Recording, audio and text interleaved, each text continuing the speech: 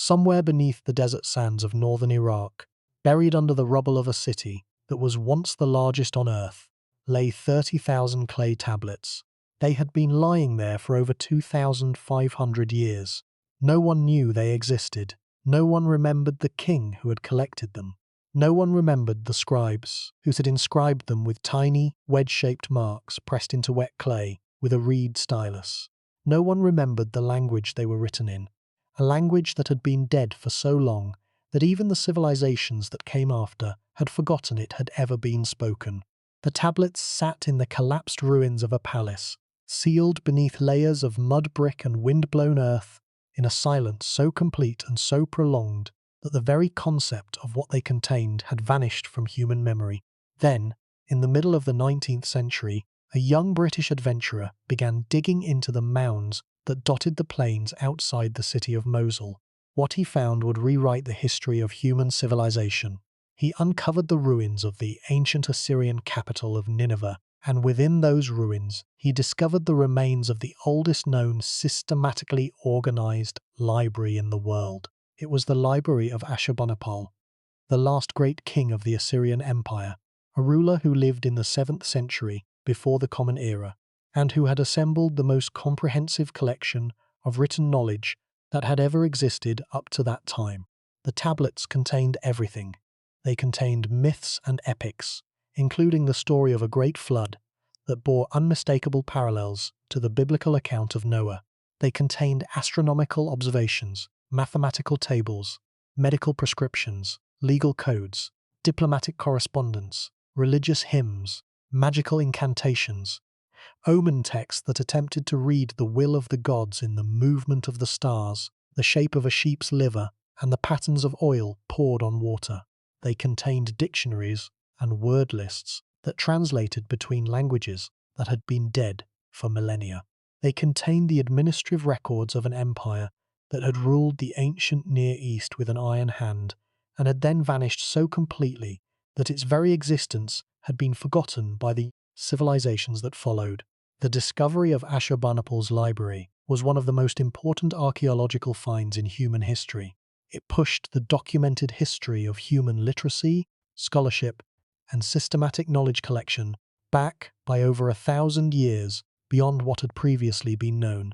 It revealed that the impulse to gather, organize, and preserve written knowledge was not an invention of the Greeks or the Romans or the medieval monks, but a practice that stretched back to the very dawn of literate civilization, to a time when the pyramids of Egypt were already ancient and the city of Rome had not yet been founded.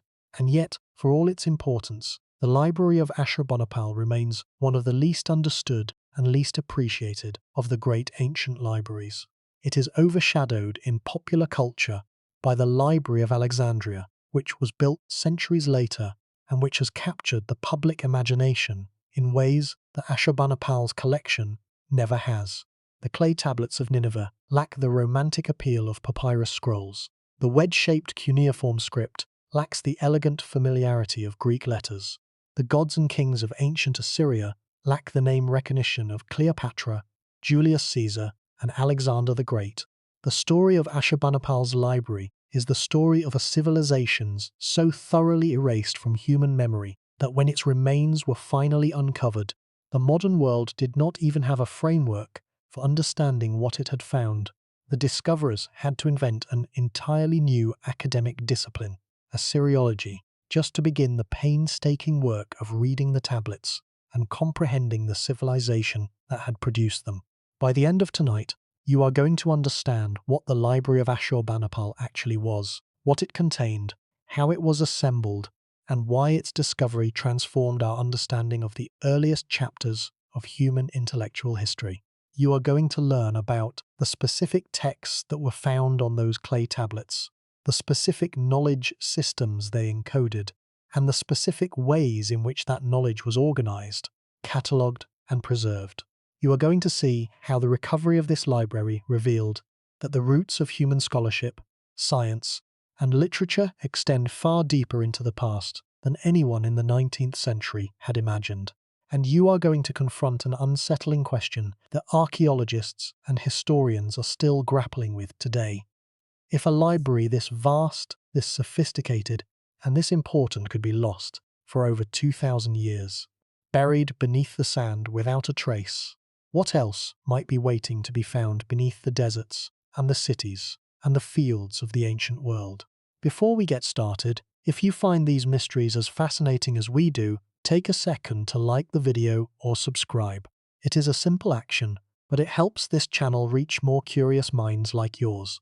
The Library of Ashurbanipal is not just an archaeological curiosity. It is a mirror held up to the very origins of human knowledge, reflecting back an image of our earliest ancestors that is far more sophisticated, far more intellectually ambitious, and far more recognizably human than most people have ever been told. What we found in the ruins of Nineveh was not primitive or simple or crude. It was sophisticated beyond expectation. It was the product of a civilization that had been accumulating, refining, and transmitting knowledge for over 2,000 years before the first tablet was placed on Ashurbanipal's shelves. And what we have not yet found, what still lies buried, or what was destroyed beyond recovery, may contain answers to questions about the origins of human thought that we have not yet learned to ask. Now, let us begin. To understand the Library of Ashurbanipal, we must first understand the civilization that produced it. And to understand that civilization, we must travel back to the very beginnings of written communication, to the moment when human beings first discovered that thoughts could be recorded on a physical medium and preserved beyond the span of a single life. That moment, as far as we currently know, occurred in ancient Mesopotamia, the land between the rivers Tigris and Euphrates, in what is now modern Iraq, roughly 5,000 years ago. Mesopotamia was not merely one of the cradles of civilization. It was, according to the best available evidence, the place where writing itself was born. The earliest known writing system, called Proto-Cuneiform, appeared in the Sumerian city of Uruk in approximately 3400 before the Common Era. These earliest written marks were not literature. They were not poetry or philosophy or history. They were accounting records, inventories of grain, lists of animals, tallies of goods received and disbursed by the temple administrators who managed the economic life of the city. Writing began as a technology of bureaucracy, a tool for managing the complex economic transactions of an increasingly urbanized society. The creative and intellectual uses of writing, the recording of myths, the composition of poetry, the codification of laws, the documentation of scientific observations came later, gradually emerging over the following centuries, as scribes discovered that the marks they made on clay could capture not just quantities and commodities, but also words, sentences, narratives, and ideas. The writing medium that the Mesopotamians used was, of all things, simple clay, not papyrus, which was the writing material of Egypt, not parchment, which was the later invention of the city of Pergamum, not paper, which would be invented in China thousands of years later. Clay. The soil of Mesopotamia was rich in fine alluvial clay, deposited by the annual flooding of the Tigris and Euphrates rivers, and this clay proved to be an extraordinarily effective medium for writing. A scribe would take a lump of fresh clay, shape it into a flat tablet, typically small enough to hold in one hand, and then press a cut reed stylus into the soft surface to create the wedge-shaped marks that give cuneiform its name, from the Latin cuneus, meaning wedge. The tablet was then dried in the sun, or, for documents intended for long-term preservation, baked in a kiln. The resulting object was extraordinarily durable. A properly fired clay tablet is virtually indestructible under normal conditions. It does not rot like papyrus. It does not decay like parchment. It does not burn like paper. In fact, fire, which is the great enemy of every other ancient writing medium, actually strengthens clay tablets by baking them harder. Many of the tablets that survive from the ancient Mesopotamian libraries owe their preservation to the very fires that destroyed the buildings in which they were housed. This is a profound irony that runs through the entire story of Ashurbanipal's library. The catastrophe that destroyed the Assyrian Empire and burned the palaces of Nineveh to the ground was also the event that ensured the survival of the library's contents. The fire that consumed the wooden shelving, the reed baskets, and the mud brick walls of the library rooms also baked the clay tablets within those rooms to a hardness that allowed them to survive for over 2.5 millennia beneath the rubble. If the library had been built of papyrus scrolls, like the Library of Alexandria, the fire would have destroyed it utterly. Because it was built of clay, the fire preserved it. The cuneiform writing system that was used on these tablets was one of the most complex writing systems in human history. It began as a system of pictographic signs, simple drawings that represented objects or concepts. Over the centuries, these pictographic signs were gradually simplified and stylized until they no longer resembled the objects they originally depicted. The simplified signs were composed of combinations of wedge-shaped impressions made by the reed stylus, and the number of distinct signs in the fully developed cuneiform system ran to approximately 600 or more. Some signs represented whole words, others represented syllables. Some signs could represent multiple different words or syllables depending on the context in which they were used. Learning to read and write cuneiform was a process that required years of intensive training, and the scribes who mastered the system were highly skilled professionals who occupied a privileged position in Mesopotamian society. The scribal training system was itself a remarkable institution. Scribes were trained in schools called iduba in Sumerian, a word that literally means tablet house. These schools, which existed in Mesopotamian cities from at least the 3rd millennium before the Common Era, provided a rigorous curriculum that included the memorization and copying of standard texts, the mastery of multiple languages, mathematical training in arithmetic and geometry, and instruction in the technical vocabulary of law, medicine, divination, and other specialized fields. A student scribe might spend a decade or more in training before he was considered qualified to practice independently. The products of his training: the exercise tablets on which he practiced his signs, the school texts he copied as part of his curriculum, and the literary and technical compositions he studied, are among the most important sources of information about Mesopotamian intellectual life that survive today.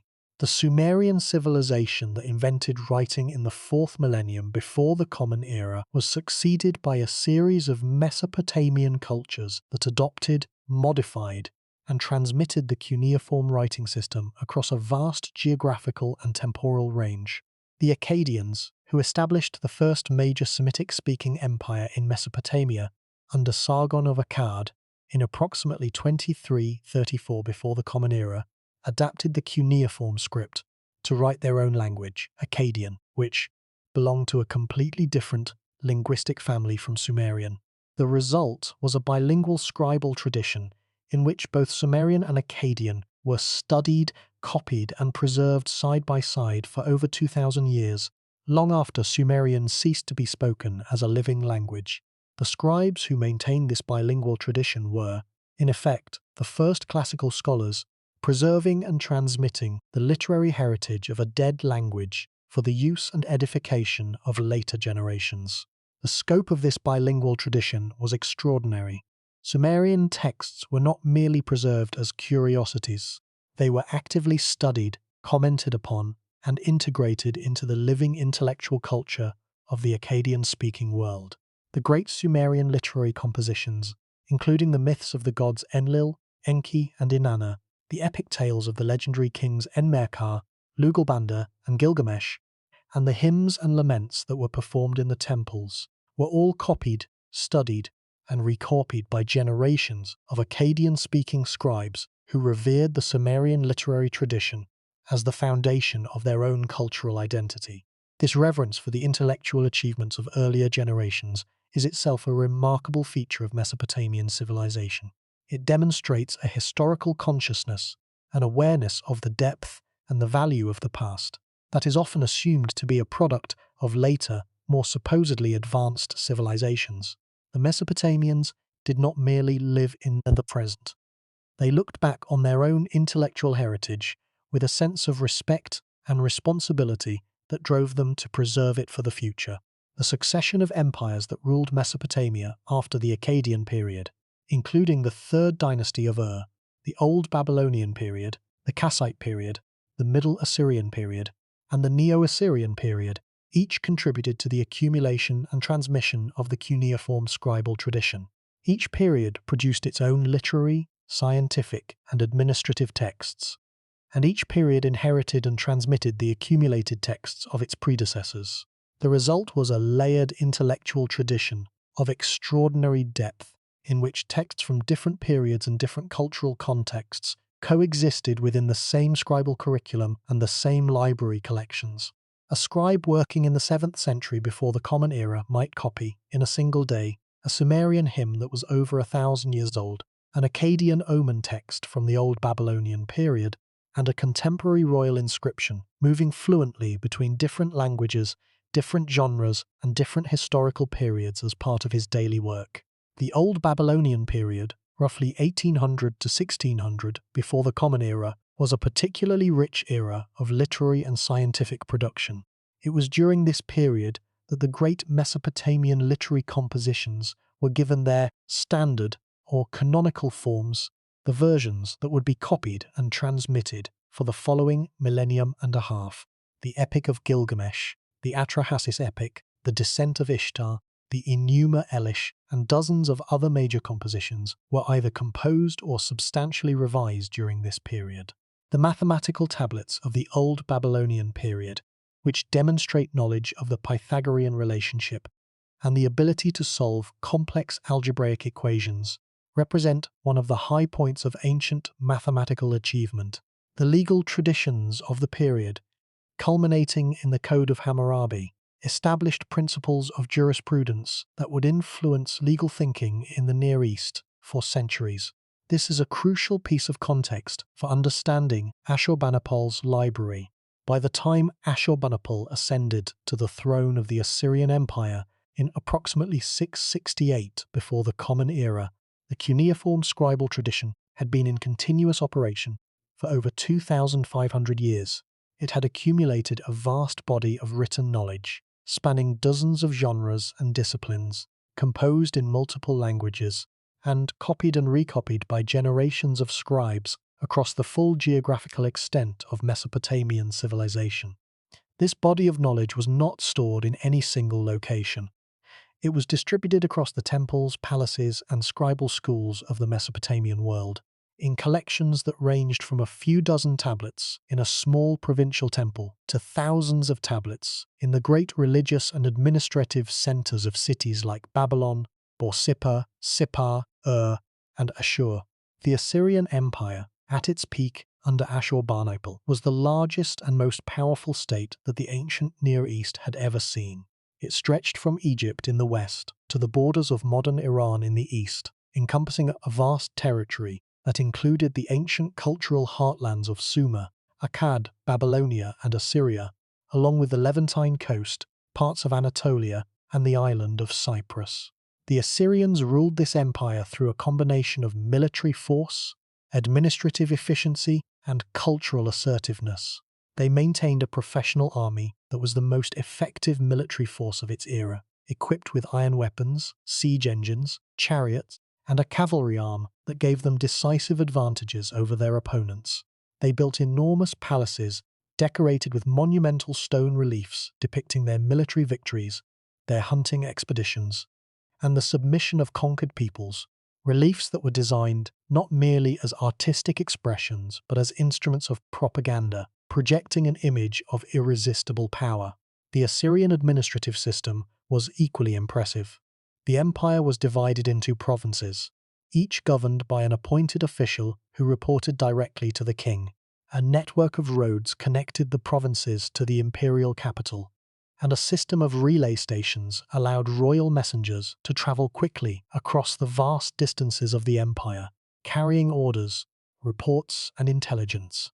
The Assyrians developed a sophisticated intelligence service that used spies and informants to monitor the activities of potential enemies and to gather information about conditions in distant territories. The administrative correspondence that has survived from the Assyrian period, much of it found in the library at Nineveh, reveals a state apparatus of remarkable complexity, one that was capable of managing the economic, military, and diplomatic affairs of a territory spanning thousands of miles. The relationship between the Assyrian Empire's military power and its intellectual ambitions is more complex than it might initially appear. The Assyrians are often portrayed in popular accounts as purely militaristic, a civilization of conquerors whose only contributions to history were in the art of war. This portrayal is misleading. The Assyrian kings were sophisticated patrons of art, architecture, and scholarship, and the empire's military power was both a product and a prerequisite of its administrative and intellectual sophistication. The intelligence network that gathered military information also gathered scholarly texts. The administrative system that managed the provinces also managed the scribal schools. The wealth generated by conquest funded the construction of the palaces in which the library was housed and the salaries of the scribes who staffed it. War and scholarship were not opposites in the Assyrian world. They were complementary aspects of a unified project of imperial power that sought to dominate the world in every dimension: military, economic, cultural, and intellectual. They constructed elaborate irrigation systems, road networks, and communication systems that connected the far-flung provinces of the empire to the imperial center at Nineveh, and they invested, under Ashurbanipal, in a project of intellectual acquisition that was unprecedented in the ancient world: the systematic collection and copying of the entire body of Mesopotamian written knowledge into a single, centralized library. Ashurbanipal himself was an unusual figure among Assyrian kings. Most Assyrian rulers were warriors first and administrators second, men whose reputations were built on military conquest and whose memorials celebrated their victories on the battlefield. Ashurbanipal was a warrior too, and his military campaigns against Egypt, Elam, and Babylonia were among the most ambitious of his dynasty. But he was also, by his own account and by the testimony of his inscriptions, a scholar. He claimed to have been trained in the scribal arts from childhood, to have mastered the reading and writing of both Sumerian and Akkadian, and to have studied the astronomical, mathematical, and divinatory texts that constituted the core of the Mesopotamian scholarly tradition. In one of his inscriptions, Ashurbanipal describes his scholarly accomplishments in terms that reveal both his pride and the breadth of his education. He claims to have read the cunning tablets of Sumer and the dark Akkadian language, which is difficult to master. He describes his ability to decipher inscriptions on stone that dated from before the flood, a reference to the pre-Diluvian period in Mesopotamian mythology. He claims to have solved mathematical problems that baffled other scholars, and to have understood the celestial omens that revealed the will of the gods. Whether these claims are entirely accurate or partly exaggerated for purposes of royal propaganda is debated by modern scholars, but the existence of the library itself is evidence that Ashurbanipal's interest in scholarship was genuine and substantial. No ruler who was indifferent to knowledge would have invested the resources required to assemble a collection of this size and scope. The motivation behind the library's creation was not purely intellectual. Ashurbanipal understood that knowledge was power, that the possession of the divinatory texts, the ritual manuals, and the scholarly traditions of the Mesopotamian world gave the Assyrian king a form of authority that extended beyond military force. The omen texts, which constituted the largest single category in the library, were tools of state policy. The interpretation of celestial and terrestrial omens guided decisions about when to launch military campaigns, when to conduct diplomatic negotiations, when to plant and harvest crops, and when to perform religious rituals that were believed essential for the well-being of the state. Control of these texts and of the scholarly expertise needed to interpret them was an instrument of political power as well as a product of intellectual curiosity. The library was housed in the North Palace and the Southwest Palace at Nineveh, the imperial capital, located on the east bank of the Tigris River, opposite the modern city of Mosul. Nineveh was, in Ashurbanipal's time, one of the largest cities in the world, with a population estimated at over 100,000 and an area enclosed by walls stretching nearly 12 kilometers in circumference. The palaces in which the library was housed were monumental structures, built of mud brick and decorated with carved stone reliefs that are now among the most famous works of ancient Near Eastern art including the celebrated lion hunt reliefs that depict Ashurbanipal hunting lions from his chariot and on foot. The collection itself was assembled through a combination of methods that reveal Ashurbanipal's determination to create a comprehensive repository. He sent scribes to the temples and libraries of Babylonia and other cultural centers of the Mesopotamian world with orders to copy texts and bring the copies back to Nineveh. He also confiscated original tablets from conquered cities and incorporated them into the royal collection. A letter preserved among the tablets of the library records Ashurbanipal's instructions to one of his agents, ordering him to seek out and copy specific categories of texts, including tablets in their entirety, and whatever is good for the palace.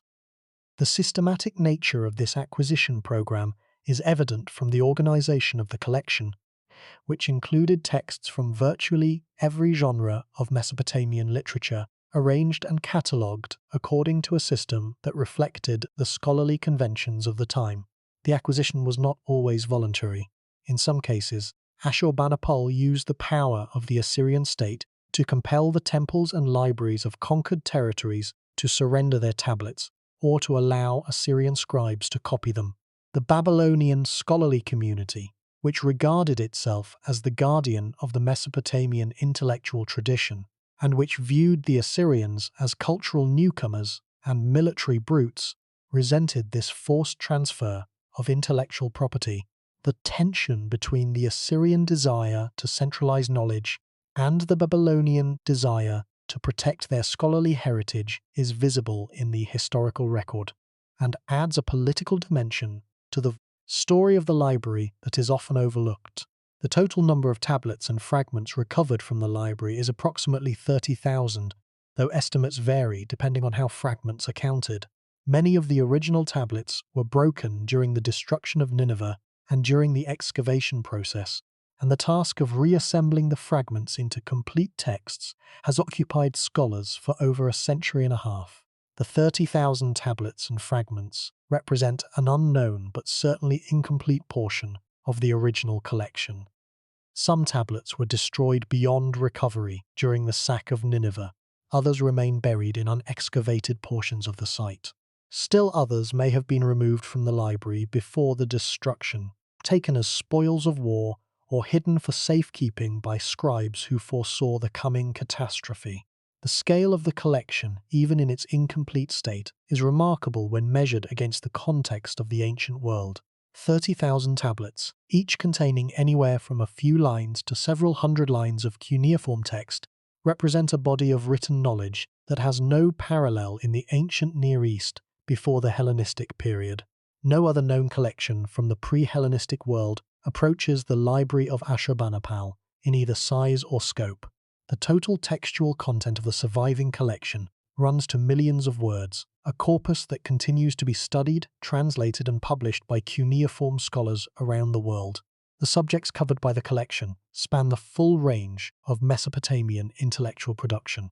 Literary texts include the great Mesopotamian epics, above all the Epic of Gilgamesh, the oldest surviving work of narrative literature in the world, along with other important composition such as the Enuma Elish, the Babylonian creation myth that describes the origin of the world and the rise of the god Marduk to supremacy among the gods, the Atrahasis epic, which combines a creation narrative with a flood story, and the descent of Ishtar to the underworld, a mythological poem that explores themes of death, resurrection, and the relationship between the worlds of the living and the dead.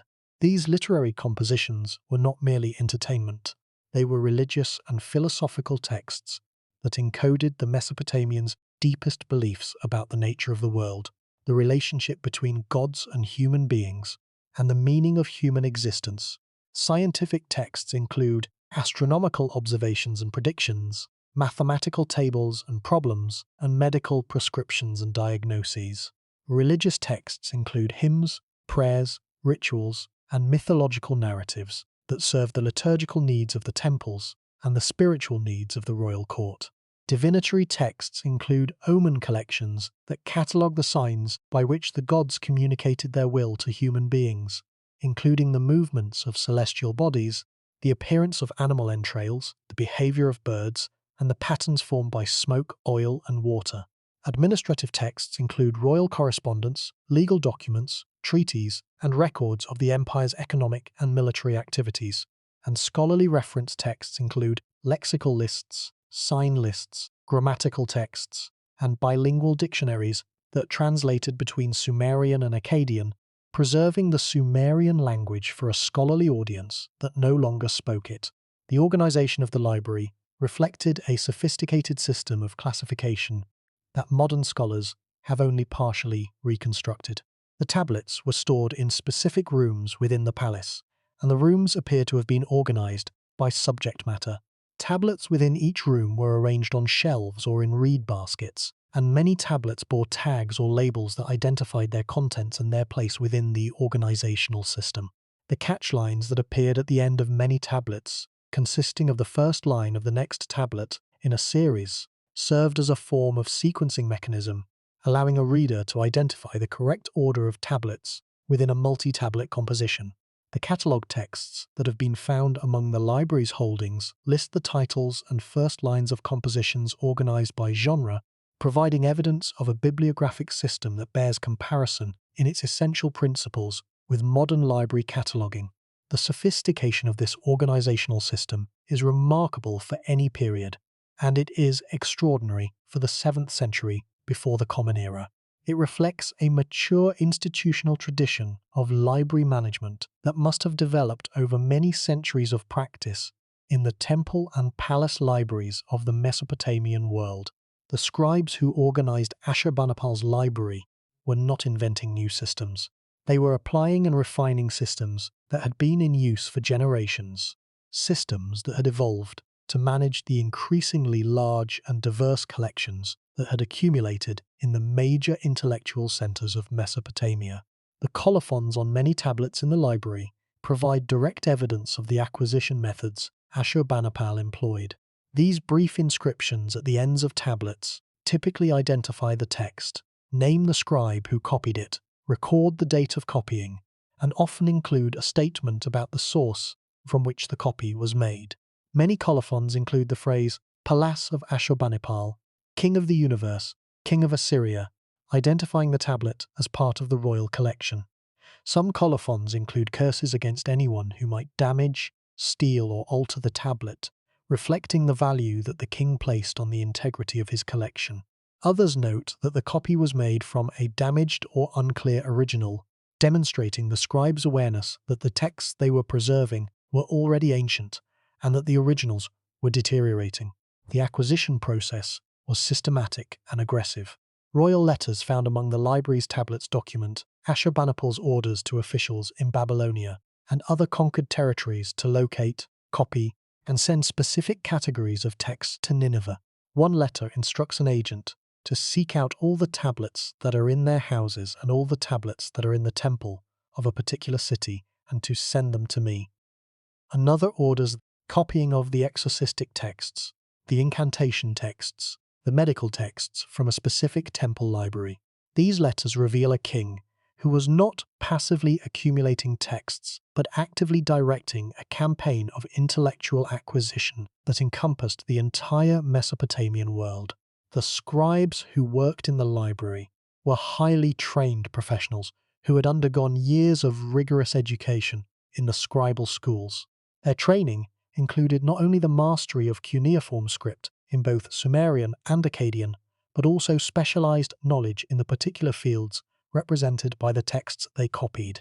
A scribe who specialized in astronomical texts needed to understand the astronomical terminology, the mathematical methods, and the observational conventions that were used in the text he copied. A scribe who specialized in medical texts needed to know the names of diseases, symptoms, and medicinal substances. The scribal profession was not a single undifferentiated skill, but a complex of specialized competencies that required years of training to acquire. The physical layout of the library rooms, as reconstructed by archaeologists, suggests a level of organization that is consistent with the evidence from the catalogue texts and colophons. Different rooms appear to have been dedicated to different categories of texts. The tablets were stored on wooden shelving or in reed baskets, arranged according to a system that allowed the librarians to locate specific texts efficiently. Some rooms appear to have contained primarily omen texts. Others appear to have contained primarily literary texts. Others held administrative records, correspondence, and legal documents.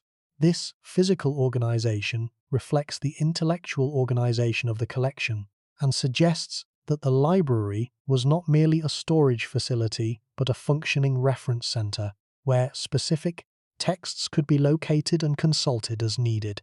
This is the civilization, and this is the collection that the Library of Ashurbanipal represents. It is not merely a library in the modern sense, a collection of books assembled for reading and reference. It is an archive of an entire intellectual tradition, a snapshot of the accumulated knowledge of a civilization that had been literate for over 2,000 years, and its discovery in the ruins of a city that had been lost for millennia was one of the defining moments in the modern world's encounter with its own distant past. It was the moment when the modern world realized, with a shock that has not yet fully subsided, that the history of human knowledge was far deeper, far older, and far more complex than anyone had previously imagined. And this is where the story becomes deeply unsettling, because the discovery of the library raised questions that scholars are still struggling to answer.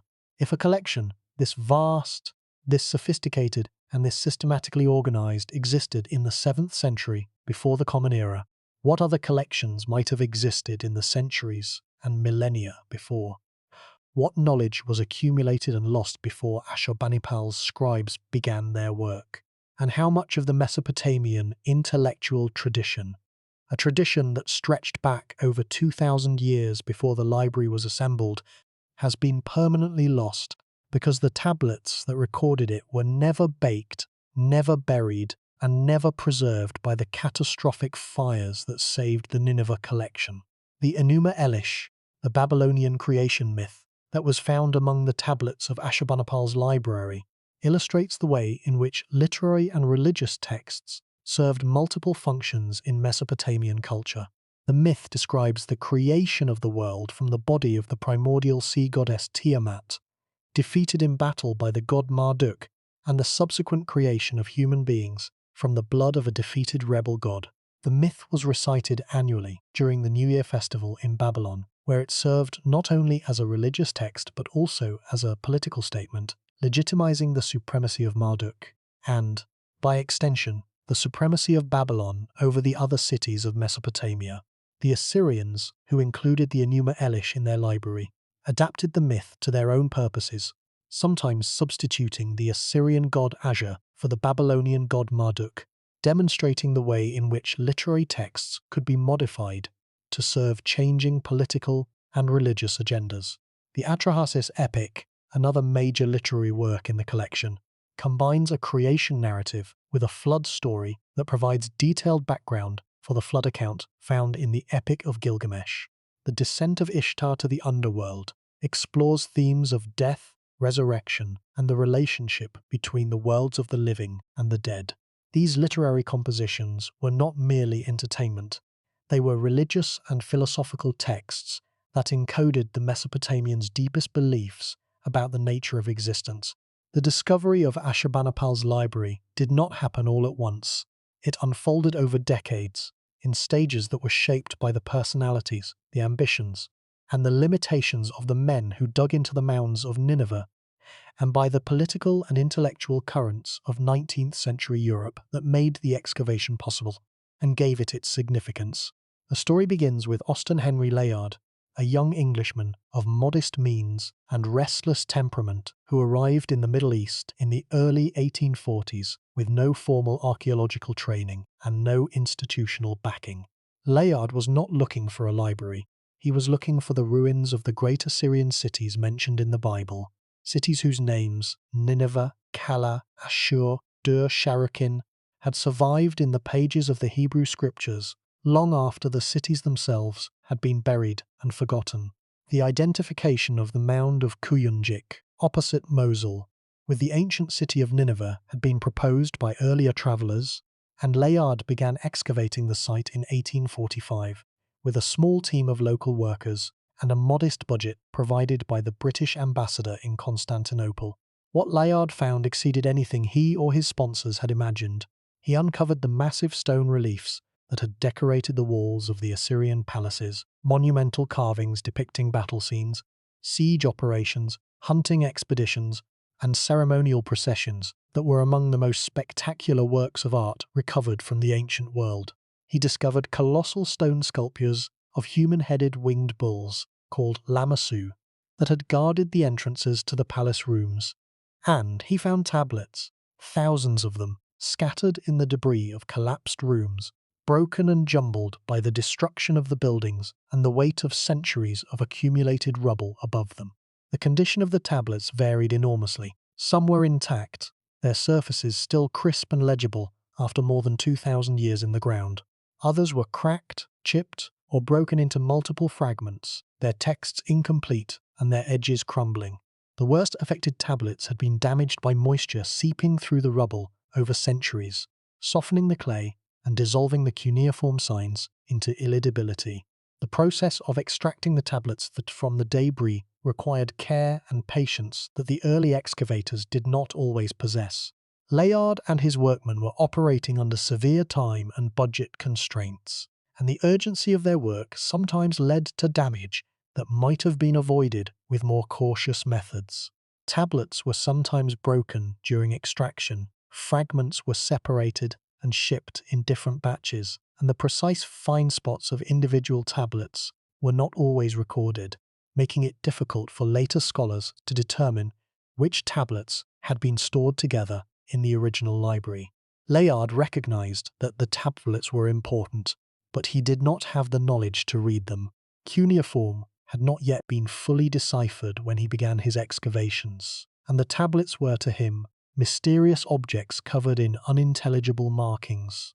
He collected as many as he could and shipped them to the British Museum in London, where they joined the growing collection of Mesopotamian antiquities that was transforming European understanding of the ancient Near East. But Layard's primary interest was in the monumental art, the sculptures and reliefs that made spectacular museum displays, and the tablets received less attention than the more visually dramatic finds.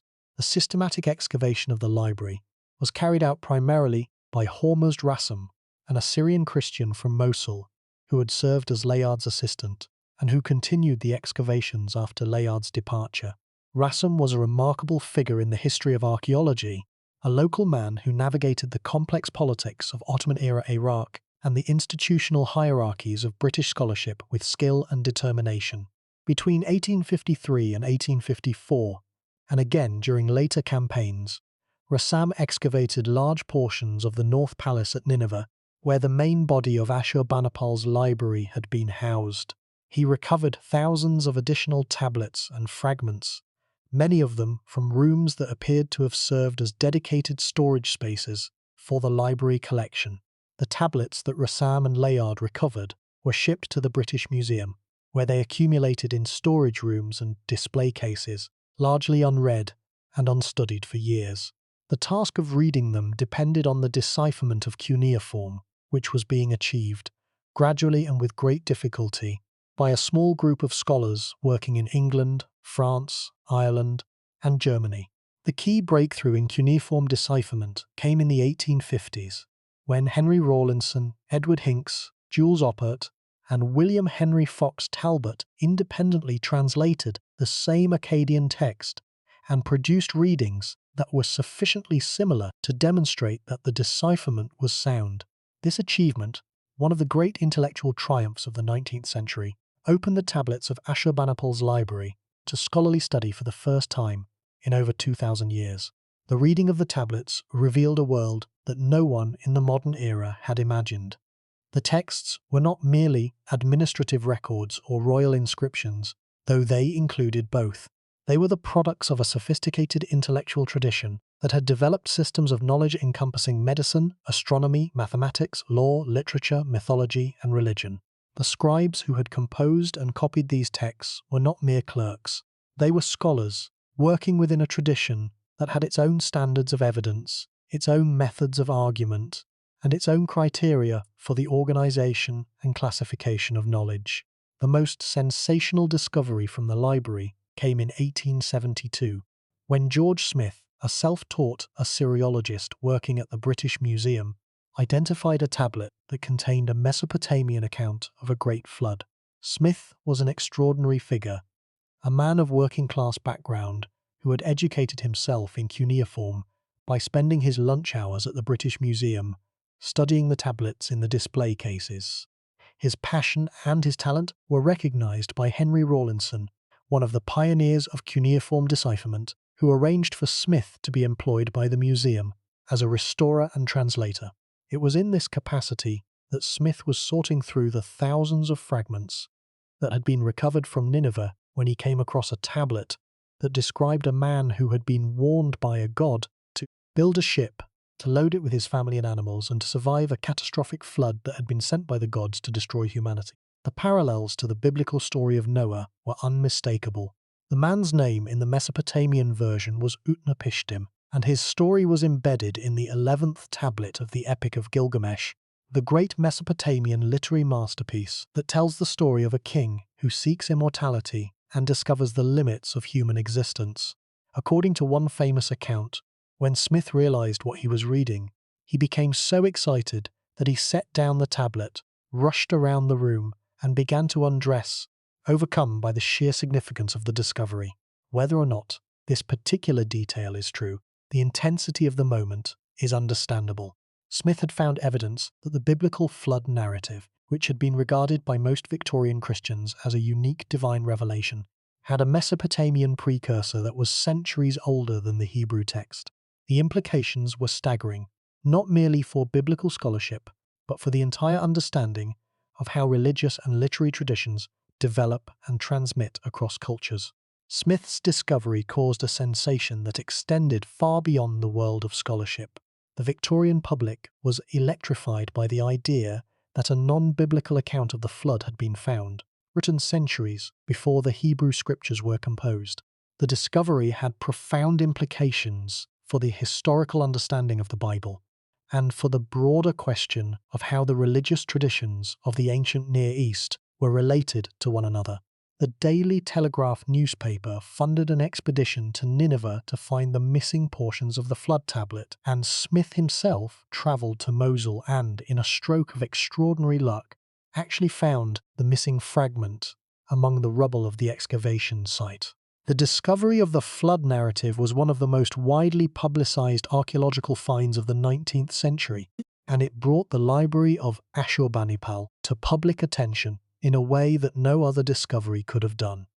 The decipherment of cuneiform itself deserves more attention because it was one of the most remarkable intellectual achievements of the 19th century, and because the process of decipherment shaped, in lasting ways, how the modern world understood the tablets and the civilization they represented. The decipherment began with the trilingual inscriptions at Behistun, a cliff face in western Iran, where the Persian king Darius I had carved a lengthy inscription in 3 languages: Old Persian, Elamite, and Babylonian Akkadian. The Old Persian script, which used a relatively small number of signs, and which was written in a language related to known Indo-European languages, was deciphered first, providing a key to the other 2 inscriptions. The decipherment of the Babylonian Akkadian inscription, which used the much more complex cuneiform script, took longer and required the combined efforts of scholars from multiple countries working over a period of decades. Henry Rawlinson, a British officer serving in Persia, made the first major contributions to the decipherment by copying and analysing the Behistun inscriptions during the 1830s and 1840s, a project that involved climbing the sheer cliff face to reach the inscription and spending weeks suspended on narrow ledges while copying the signs. His work, combined with the independent discoveries of Edward Hincks in Ireland, Jules Oppert in France, and William Henry Fox Talbot in England, gradually established the basic principles of cuneiform reading and opened the vast corpus of Mesopotamian texts to scholarly analysis. The process of reading the library's tablets has been ongoing for over 150 years and is far from complete. The challenges are formidable. Many tablets are damaged, with portions of the text broken away or worn beyond legibility. The cuneiform script is complex, with individual signs capable of representing multiple different words or syllables, depending on the context. The Akkadian language, while well understood by modern Assyriologists, contains a technical vocabulary in specialized fields like medicine, astronomy, and divination that remains partly obscure, and the Sumerian language, which was a dead language even in Ashurbanipal's time, and which appears alongside Akkadian in many bilingual texts, presents its own formidable challenges, since it is a language isolate with no known relatives that might aid in interpretation. The task of joining fragments, matching broken pieces of tablets that may have been separated during the destruction of the library or during the excavation process, is a specialized skill that requires both deep knowledge of cuneiform texts and a kind of visual puzzle-solving ability. A single tablet might have been broken into a dozen or more fragments, and those fragments might be stored in different drawers or even in different museums, having been separated during the chaotic early years of the excavation, when fragments were shipped to London in batches without systematic documentation of their find spots. Joining programs, in which scholars systematically compare fragments to identify pieces that belong to the same original tablet, have been an important part of cuneiform studies since the late 19th century and continue to yield significant results today. The selective attention to biblical parallels that characterized the early reception of the library has had lasting effects on public understanding. The fact that the most famous text from the library is the flood narrative from the Epic of Gilgamesh, rather than, say, the astronomical observations of the Enuma Anu Enlil series or the diagnostic procedures of the medical handbook, reflects a bias in popular interest that has persisted for over a century. The Mesopotamian achievement in astronomy, mathematics, and medicine is far less well known to the general public than the flood story, even though the scientific and scholarly texts constitute the bulk of the library and arguably represent its most significant contribution to human intellectual history. But here is the problem. The public fascination with the flood narrative, and with the biblical connections of the Mesopotamian texts more broadly, overshadowed the broader significance of the library as a whole. The tablets that did not have obvious biblical parallels received far less attention from the public and, in many cases, from scholars as well. The astronomical texts, the mathematical tables, the medical prescriptions, the lexical lists, the omen collections, the administrative records, the diplomatic correspondence, all of these were studied by specialists, but never achieved the public profile of the flood narrative or the other texts that could be connected to the biblical tradition. This selective attention has distorted our understanding of the library and of the civilization that produced it. The library of Ashurbanipal was not primarily a collection of myths and epics. It was primarily a collection of practical and scholarly texts that documented the working knowledge of a civilization that had been managing complex irrigation systems, conducting astronomical observations, treating diseases, adjudicating legal disputes, and administering a vast empire for millennia. The literary texts, including the Epic of Gilgamesh, were a relatively small portion of the total collection. The bulk of the library consisted of technical, scientific, religious, and administrative texts that reflected the day-to-day intellectual needs of the Assyrian state and the scholarly community that served it. The decipherment of cuneiform itself was one of the most remarkable intellectual achievements of the 19th century. The decipherment began with the trilingual inscriptions at Behistun, a cliff face in western Iran, where the Persian king Darius I had carved a lengthy inscription in 3 languages: Old Persian, Elamite, and Babylonian Akkadian. The Old Persian script, which used a relatively small number of signs, and which was written in a language related to known Indo-European languages, was deciphered first, providing a key to the other 2 inscriptions. Henry Rawlinson, a British officer serving in Persia, made the first major contributions to the decipherment by copying and analysing the Behistun inscriptions during the 1830s and 1840s, a project that involved climbing the sheer cliff face to reach the inscription and spending weeks suspended on narrow ledges while copying the signs. His work, combined with the independent discoveries of Edward Hincks in Ireland, Jules Oppert in France, and William Henry Fox Talbot in England, gradually established the basic principles of cuneiform reading and opened the vast corpus of Mesopotamian texts to scholarly analysis. The reading of the tablets revealed a world that no one in the modern era had imagined. The texts were not merely administrative records or royal inscriptions, though they included both. They were the products of a sophisticated intellectual tradition that had developed systems of knowledge encompassing medicine, astronomy, mathematics, law, literature, mythology, and religion. The scribes who had composed and copied these texts were not mere clerks. They were scholars, working within a tradition that had its own standards of evidence, its own methods of argument, and its own criteria for the organization and classification of knowledge. The impact of the decipherment on the modern understanding of the ancient world cannot be overstated. Before the cuneiform texts were read, the only written sources for the history of the ancient Near East before the Greek period were the Hebrew Bible, a few references in Greek and Latin authors, and some fragmentary inscriptions that had been noticed by travelers but not understood. The decipherment opened an entirely new window onto the ancient world, a window that revealed civilizations, peoples, events, and ideas that had been completely unknown to modern scholarship. The Sumerians, who had invented writing and had produced one of the most influential literary traditions in the ancient world, had been entirely forgotten. The Akkadian Empire, which had been the first great empire in Mesopotamian history, was known only through garbled references in later Greek sources. The decipherment brought all of these civilizations back from the dead, restoring their voices, their ideas, and their achievements to the record of human history. The practical challenges of reading the tablets were, and remain, formidable. The cuneiform script contains approximately 600 signs, many of which can represent multiple different words or syllables depending on context. The texts were written in multiple languages, primarily Akkadian and Sumerian, and understanding a text often requires fluency in both. Many tablets are damaged, with portions of the text broken away, and the reconstruction of damaged passages requires both linguistic expertise and a deep familiarity with the literary and scholarly conventions of the Mesopotamian scribal tradition. The process of joining fragments, matching broken pieces of tablets that were separated during the destruction of the library or during excavation, is a specialized skill that requires both deep knowledge of cuneiform texts and a visual puzzle-solving ability.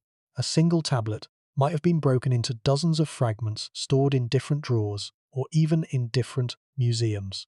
The task of reading, translating, and publishing the tablets has proceeded steadily since the mid-19th century, but it is far from complete. New readings and new interpretations of previously published texts continue to appear, as do first editions of tablets that have sat in museum storage rooms for over a century without being studied. The ongoing nature of this work means that our understanding of the library of Ashurbanipal and of the Mesopotamian intellectual tradition more broadly is continuously evolving, with new discoveries and new insights emerging each year. The omen literature, which constituted the single largest category of texts in the library, is a case in point. The omen texts are systematic catalogues of signs and their interpretations, organized according to a logical structure that reflects centuries of observation and analysis. An omen text might state, for example, that if a particular celestial phenomenon was observed on a particular day, a specific consequence would follow, such as a military victory, a plague, or a change in the weather. These texts were not random superstitions. They were the products of a systematic effort to identify and catalogue correlations between observable phenomena and subsequent events, an effort that was conducted over centuries, and that involved the collection and analysis of vast amounts of empirical data. The sheer volume of the omen literature is staggering. The corpus of celestial omens alone, preserved in the series known as Enuma Anu Enlil, ran to approximately 70 tablets containing thousands of individual omen entries. Each entry followed a strict logical format, a conditional statement describing an observable phenomenon, followed by a prediction of the consequence. The precision of the astronomical observations recorded in these texts is remarkable. The Mesopotamian astronomers identified and named the visible planets, tracked their movements against the background of the fixed stars, recorded the dates and durations of lunar and solar eclipses, and developed mathematical models for predicting future celestial events with a level of accuracy that improved steadily over the centuries. The astronomical omen texts, known collectively as Enuma Anu Enlil, comprised approximately 70 tablets and contained thousands of individual observations and predictions relating to celestial phenomena, including the movements of the planets, the phases of the moon, eclipses, and the appearance of comets and meteors. The medical omen texts, known as the Diagnostic Handbook, or Sakiku, comprised approximately 40 tablets and provided a systematic guide to the diagnosis and prognosis of diseases based on observable symptoms. The terrestrial omen text catalogued signs derived from the behavior of animals, the appearance of the landscape, the patterns of weather, and dozens of other categories of observable phenomena. Modern scholars have debated the extent to which these omen texts should be understood as scientific in the modern sense. The omen texts do not propose mechanistic explanations for the correlations they catalogue. They do not test hypotheses through controlled experiments. They do not distinguish between correlation and causation in the way that modern scientific methodology requires. But they do exhibit several features that are recognizably proto-scientific: the systematic collection of empirical data, the organization of that data into categorical frameworks, the use of conditional reasoning in the form if X, then Y, and the accumulation and transmission of observations across generations of practitioners. The omen tradition was, in its own way, a systematic attempt to make the world intelligible, to identify patterns in the chaos of experience, and to use those patterns to predict and prepare for future events. The sophistication of the omen literature can be appreciated by considering the sheer scale of the enterprise. The terrestrial omen texts catalogued signs derived from the behavior of animals, the appearance of the landscape, the patterns of weather, the behavior of fire and smoke, the forms of oil poured on water, and dozens of other categories of observable phenomena. Each category was organized into a systematic series, and each series was divided into individual omens that followed the standard conditional format. The total number of individual omens catalogued across all the series runs into the tens of thousands, representing centuries of observation and analysis. The scribes who compiled these texts were not merely recording superstitions. They were attempting to create a comprehensive reference system for the interpretation of the natural world, a system that was as ambitious in its scope as it was meticulous in its detail. And it gets stranger. Many of the omen texts include entries for phenomena that could not actually be observed, impossible combinations of signs that were included for the sake of logical completeness. A terrestrial omen series might include entries for animals behaving in ways that animals cannot actually behave, or for celestial events that cannot actually occur. These impossible omens suggest that the compilers of the texts were not simply recording observed correlations, but were constructing a logical system, a grid of possibilities that covered all conceivable combinations of signs and outcomes, whether or not those combinations had actually been observed. This systematic, quasi-logical approach to the organization of knowledge is one of the most remarkable features of the Mesopotamian intellectual tradition, and it has led some scholars to argue that the omen texts represent a form of rational inquiry that, while different from modern scientific method, shares with it a fundamental commitment to the systematic, comprehensive organization of empirical data. The deep antiquity of the texts in Ashurbanipal's library is one of their most remarkable features. The scribes who copied them were preserving a tradition that stretched back deep into the 3rd millennium before the Common Era, to the very beginnings of Mesopotamian literacy. Many of the texts include colophons that record the source from which the copy was made, and these colophons reveal chains of transmission that extend across centuries and across the entire geographical range of the Mesopotamian world. A medical text copied in the 7th century might note that it was copied from a worm-eaten tablet from Borsippa, or copied from an old tablet and checked against the original. These notes demonstrate that the scribes were aware of the antiquity and the fragility of the texts they were preserving, and that they took care to document the provenance and condition of their sources. This awareness of textual history is itself a significant intellectual achievement. The Mesopotamian scribes were, in a very real sense, the first textual critics, scholars who understood that texts change over time through the process of copying, that errors accumulate, and that the careful comparison of multiple copies is necessary to establish an accurate text. The colophons that record the names of scribes, the dates of copying, and the sources from which copies were made are the ancient equivalents of modern critical apparatus, the scholarly annotations that accompany modern editions of ancient texts. The Mesopotamian tradition of textual criticism, like the Mesopotamian traditions of astronomy, mathematics, and medicine, was far more sophisticated than most people realize, and it anticipated by millennia the methods of textual scholarship that are practiced in universities today. The Medical Diagnostic Handbook contained detailed descriptions of diseases and their symptoms, organized systematically by body part from head to foot. It described conditions that modern scholars have tentatively identified as epilepsy, stroke, various infectious diseases, and mental illness.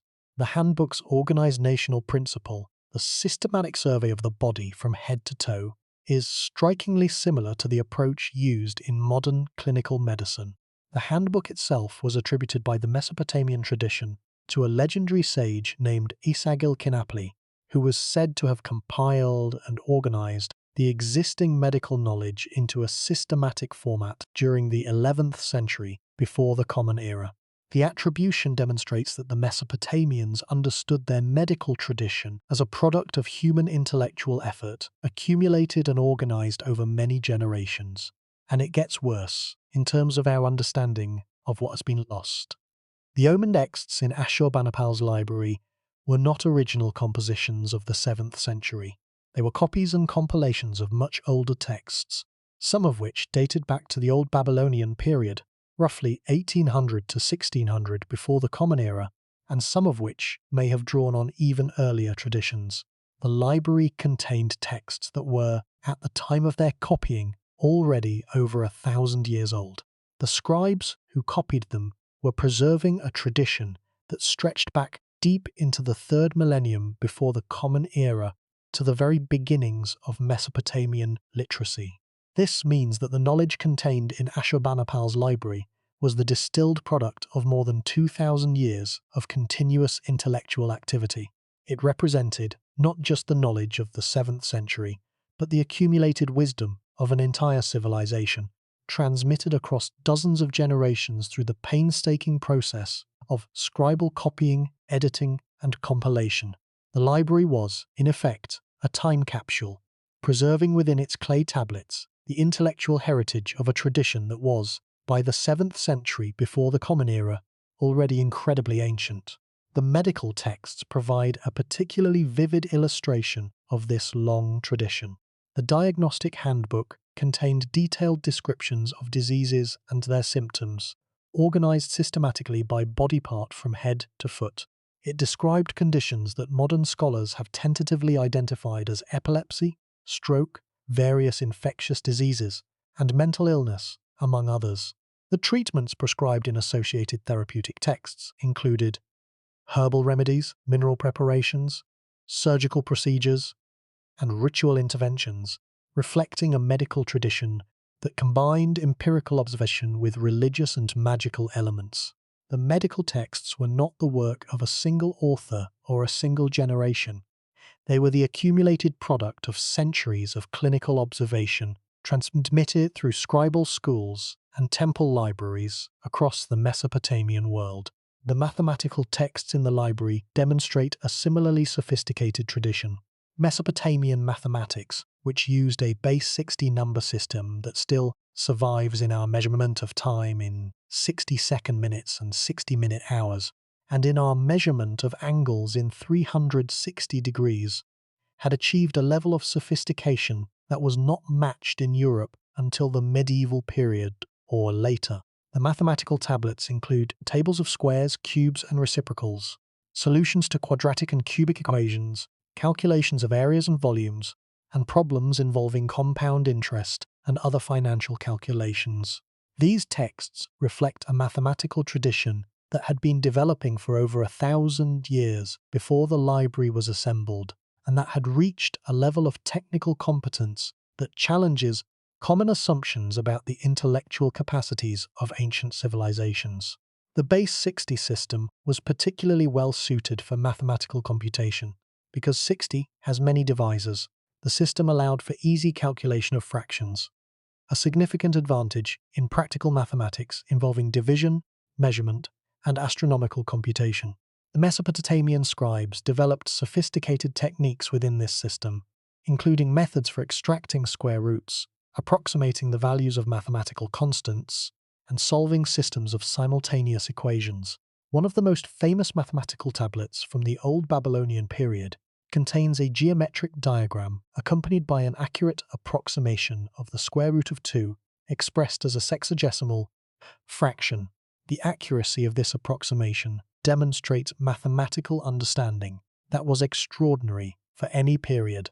The medical texts in the library provide a particularly vivid illustration of the tradition's depth and sophistication. The diagnostic handbook contained detailed descriptions of diseases and their symptoms, organized systematically by body part from head to foot. It described conditions that modern scholars have tentatively identified as epilepsy, stroke, various infectious diseases, and mental illness, among others. The handbook's organizational principle, the systematic survey of the body from head to toe, is strikingly similar to the approach used in modern clinical medicine and reflects a methodical, empirical approach to the observation of symptoms that is recognizably scientific in spirit, if not in method. The treatments prescribed in associated therapeutic texts included herbal remedies, mineral preparations, bandaging, poultices, enemas, fumigations, and ritual interventions of various kinds, reflecting a medical tradition that combined careful empirical observation with religious and magical elements.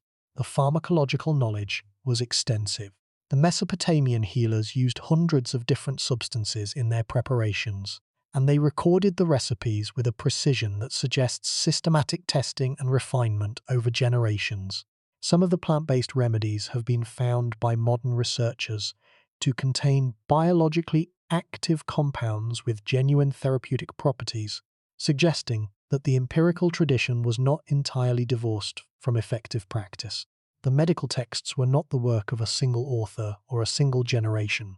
They were the accumulated product of centuries of clinical observation, transmitted through scribal schools and temple libraries across the Mesopotamian world. The diagnostic handbook itself was attributed by the Mesopotamian tradition to a legendary sage named Esagil Kin Apli, who was said to have compiled the existing medical knowledge into a systematic format during the 11th century before the Common Era, roughly 400 years before Ashurbanipal. The attribution demonstrates the Mesopotamian awareness that their medical tradition had a history, that the knowledge it contained was the product of human effort and human intellect accumulated over many generations. The legal texts in the library include copies of the famous law code of Hammurabi, the Babylonian king who ruled in the 18th century before the Common Era, and who produced one of the most complete legal codes to survive from the ancient world. Hammurabi's code contains approximately 282 laws, covering a wide range of civil and criminal matters. The copy found in Ashurbanipal's library demonstrates that the code was still being studied and copied over 1,000 years after its original promulgation, testimony to the enduring influence of Hammurabi's legal tradition. But the legal tradition extended far beyond Hammurabi. Earlier law codes, including the Code of Ur-Nammu, from approximately 2100 before the Common Era, demonstrate that systematic legal codification had roots stretching back centuries before Hammurabi. But here is what makes this truly terrifying. The library of Ashurbanipal, for all its size and all its scope, represents only a tiny fraction of the total written output of Mesopotamian civilization. The library was assembled in the 7th century before the Common Era, at the very end of a literate tradition that had been in continuous operation for over 2,500 years. During those 2,500 years, tablets had been produced in every city, every temple, every palace, and every scribal school across the entire Mesopotamian world. The total number of tablets produced during this period is impossible to estimate with any precision, but it certainly ran into the millions. Of those millions of tablets, a very small fraction has been recovered by modern archaeologists. The approximately 500,000 cuneiform tablets and fragments that currently exist in museums and collections around the world represent a sample of the original production that is almost certainly less than 1% and possibly much less. The library's 30,000 tablets are therefore not just a collection. They are a survival, a fragment of a much larger body of knowledge that once existed across the breadth of the Mesopotamian world, and that has been largely lost, destroyed by time, by weather, by the reuse of clay for new tablets, and by the simple neglect of objects that no one could any longer read. The weight of this loss becomes more tangible when we consider specific examples. The Mesopotamian tradition produced a body of astronomical observations that spanned over 1,000 years of continuous recording, the longest such record in pre-modern history. Only a fraction of those observations has been recovered. The tradition produced mathematical texts that demonstrate techniques not rediscovered in Europe until the medieval period or later. Only scattered examples survive. The tradition produced medical texts that document centuries of clinical observation, organized into systematic frameworks that anticipated the methods of modern diagnostic medicine. Only portions have been found. The tradition produced literary works of great beauty and philosophical depth, works that explored the meaning of human existence with a sophistication that bears comparison with the finest achievements of Greek, Roman, and modern literature. Most of those works are gone. For every Gilgamesh that survived, there are surely dozens of equally ambitious literary compositions that did not. The loss is not merely quantitative, it is qualitative. We have lost not just individual texts, but entire genres, entire schools of thought, entire deep traditions of scholarly inquiry and creative investigation that we cannot even name, because no trace of them has survived to tell us that they ever existed in the first place. The selective attention to biblical parallels that characterized the early reception of the library has had lasting effects on public understanding. The fact that the most famous text from the library is the flood narrative from the Epic of Gilgamesh, rather than the astronomical observations or the diagnostic procedures of the medical handbook, reflects a bias that has persisted for over a century. The Mesopotamian achievement in astronomy, mathematics, and medicine is far less well known to the general public than the flood story, even though the scientific and scholarly texts constitute the bulk of the library and arguably represent its most significant contribution to human intellectual history. The loss extends beyond the specific texts found at Nineveh. The library's 30,000 tablets represent one collection from one city at one moment in time. The Mesopotamian world contained hundreds of cities, each with its own temples, its own scribal schools, and its own collections of tablets. The total production of cuneiform tablets over the 2,500 years of the Mesopotamian literate tradition ran into the millions. The approximately 500,000 tablets that have been recovered by modern archaeology represent less than 1% of that total. The other 99% is gone, destroyed by the forces of time, weather, and human activity, dissolved back into the earth from which the clay was originally taken. For every text that survives, hundreds or thousands of texts have been lost. For every scribe whose work we can read, hundreds of scribes labored and left no trace. The library that we call the Library of Ashurbanipal is a fragment, a splinter, a tiny surviving piece of a tradition that was once vast beyond our ability to fully comprehend. The significance of the library extends beyond the specific texts it contains. It extends to what those texts reveal about the nature of Mesopotamian civilization and about the capacity of ancient peoples for systematic, organized intellectual inquiry. Before the library was discovered, the prevailing assumption in European scholarship was that serious intellectual activity, the kind of systematic observation, analysis, and classification that we associate with science and scholarship, was essentially a Greek invention. The Library of Ashurbanipal demolished this assumption. The tablets revealed a civilization that had been practicing systematic observation, logical analysis, and organized knowledge preservation for over 2,000 years before the Greeks entered the historical record. The Mesopotamians did not merely record isolated facts. They organized those facts into systems, classified them according to principles, and transmitted them through institutions that ensured their preservation and their refinement over many generations. The story of what was found in Ashurbanipal's library is inseparable from the story of what was lost, and from the ongoing efforts to recover, translate, and understand the vast body of cuneiform texts that modern archaeology has brought to light.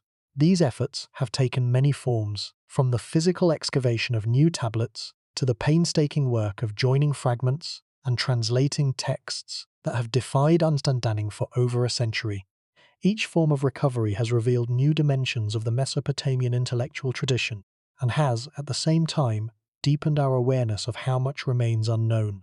Let us begin with the Epic of Gilgamesh, the most famous text from the library and one of the most important literary works in human history. The standard version of the epic, the version found in Ashurbanipal's library, consists of 12 tablets containing approximately 3,000 lines of Akkadian poetry. It tells the story of Gilgamesh, a legendary king of the city of Uruk, who seeks immortality after the death of his companion Enkidu, and who ultimately learns that the quest for eternal life is futile, that the proper response to the inevitability of death is to live fully, to build something lasting, and to accept the limits of human existence. The epic is extraordinary for many reasons, not least because of its age. The earliest versions of the Gilgamesh stories date to the Sumerian period, roughly 2100 before the Common Era, making the Gilgamesh tradition over 4,000 years old.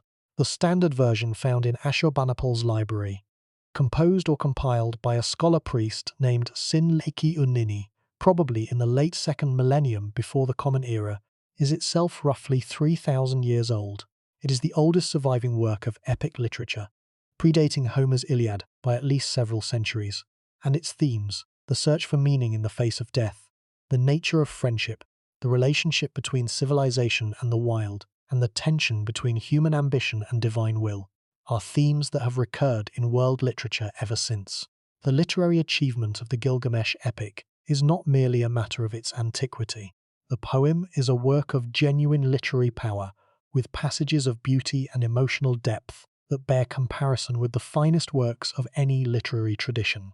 The description of the friendship between Gilgamesh and Enkidu, the grief of Gilgamesh at Enkidu's death, the terror of the journey to the ends of the earth in search of immortality, and the final resignation to the limits of human life are rendered in language that is vivid, economical, and emotionally resonant. The epic's exploration of the tension between the desire for eternal life and the acceptance of human mortality is a theme that has been taken up by every subsequent literary tradition, and the Gilgamesh epic's treatment of this theme, written over 3,000 years ago, remains as powerful and as relevant as any later version. But the Gilgamesh epic that we possess today is incomplete.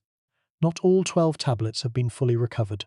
Some are damaged, with gaps in the text that prevent a continuous reading of the narrative. The 12th tablet, which describes Enkidu's descent into the underworld, appears to be a later addition that does not fit smoothly with the narrative of the preceding 11 tablets. And the standard version found at Nineveh, while the most complete, is not the only version. Fragments of earlier versions of the Gilgamesh stories, written in both Sumerian and Akkadian, have been found at sites across the Mesopotamian world and beyond, including tablets from Hattusa in Anatolia, Megiddo in the Levant, and Ugarit on the Syrian coast. These earlier versions differ from the standard version in significant ways, suggesting that the Gilgamesh tradition was a living, evolving body of literature that was shaped and reshaped by generations of scribes and scholars over a period of more than 1,000 years. The recovery of the Gilgamesh epic has been a gradual process, driven by new discoveries, new translations, and new scholarly interpretations that have continued from George Smith's initial identification, the Flood Tablet, in 1872, to the present day. In 2015, a previously unknown passage of the epic was identified on a tablet that had been acquired by the Suleymaniye Museum in Iraqi Kurdistan. The new passage, which belongs to the fifth tablet of the epic and describes Gilgamesh and Enkidu's encounter with the forest guardian Humbaba, added 20 new lines to the known text of the epic, expanding our understanding of the narrative in ways that scholars are still analysing. This discovery illustrates a broader point about the state of cuneiform studies. The library of Ashurbanipal is not a closed corpus. New tablets and fragments continue to be discovered, both through excavation at Nineveh and other sites, and through the study of previously unread tablets in museum collections around the world. The British Museum alone holds approximately 130,000 cuneiform tablets and fragments, many of which have never been fully read or published. The total number of cuneiform tablets in collections worldwide is estimated at approximately 500,000, and a significant portion of these have never been studied in detail by a qualified cuneiform specialist. The sheer volume of untranslated material is staggering. We are, in a very real sense, still in the early stages of reading a library that was discovered over a century and a half ago. Now consider the astronomical texts. The astronomical observations recorded in Ashurbanipal's library and in other Mesopotamian sources represent one of the most important bodies of scientific data from the ancient world. The Mesopotamians were systematic observers of the night sky for over 2,000 years, and their observations of planetary movements, lunar phases, eclipses, and other celestial phenomena were recorded with a precision and a consistency that make them invaluable for modern astronomers and historians of science. The Mesopotamian approach to astronomy was intimately connected to the omen tradition. The primary motivation for observing the heavens was not abstract scientific curiosity, but the practical need to interpret celestial signs that were believed to convey the will of the gods. But whatever the motivation, the observational practice was rigorous. The Mesopotamian astronomers developed standardized methods for recording celestial events, including the positions of planets relative to fixed stars, the dates and times of lunar and solar eclipses, the first and last visibility of planets above the horizon, and the intervals between successive appearances of the same celestial phenomenon. These observations were recorded on clay tablets using a standardized format and terminology that remained consistent across centuries, allowing later scholars to compare observations from different periods and to identify long-term patterns in celestial behavior. The astronomical diary tradition, which recorded nightly observations of celestial events along with meteorological data, commodity prices, river levels, and historical events, began no later than the 7th century before the Common Era and continued for over 600 years into the Hellenistic period. This tradition, which is attested primarily through tablets found at Babylon rather than Nineveh, represents one of the longest continuous records of scientific observation in human history. The diaries are remarkable not only for their astronomical content, but also for the breadth of information they contain. A single diary entry might record the positions of Jupiter and Venus, the water level of the Euphrates, the price of barley and dates in the market, and the occurrence of a political event such as a military campaign or a royal death. This combination of astronomical, economic, and political data in a single recording system has made the diaries an invaluable resource for modern scholars working in fields as diverse as astronomy, economics, and ancient history. The data contained in these diaries has been used by modern astronomers to confirm and refine calculations of planetary orbits, to establish absolute chronologies for ancient Near Eastern history, and to study long-term patterns in celestial mechanics that are impossible to observe over the span of a single human lifetime. The eclipse records, in particular, have been used to calibrate modern models of the Earth's rotation, since the timing of eclipses is affected by gradual changes in the Earth's rotational speed that can only be detected over long time periods. The numbers are striking when we consider the scale of the Mesopotamian astronomical tradition. Modern scholars have estimated that the complete corpus of Mesopotamian astronomical texts, including observations, predictions, and mathematical models, runs to tens of thousands of individual entries spanning a period of over 1,000 years. Only a fraction of this corpus has been recovered, and much of what has been recovered remains unpublished or only partially translated. the astronomical knowledge that the Mesopotamians accumulated was transmitted to the Greek world through the conquests of Alexander the Great and the subsequent Hellenistic period, when Greek astronomers working in Babylon gained access to centuries of Mesopotamian observational data.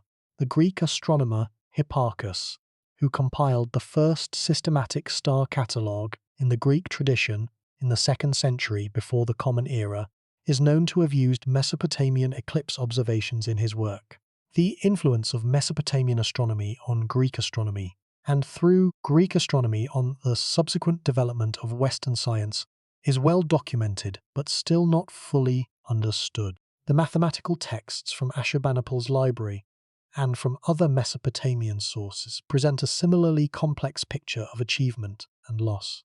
Mesopotamian mathematics, as we have noted, used a base 60 number system that was capable of expressing fractions, performing complex calculations, and solving equations that modern scholars classify as quadratic, cubic, and even higher order. The old Babylonian mathematical tablets, dating to roughly 1800 before the Common Era, include problems that involve the calculation of the diagonal of a square, demonstrating knowledge of the relationship between the sides and diagonal that we now associate with the Pythagorean theorem, more than 1,000 years before Pythagoras was born.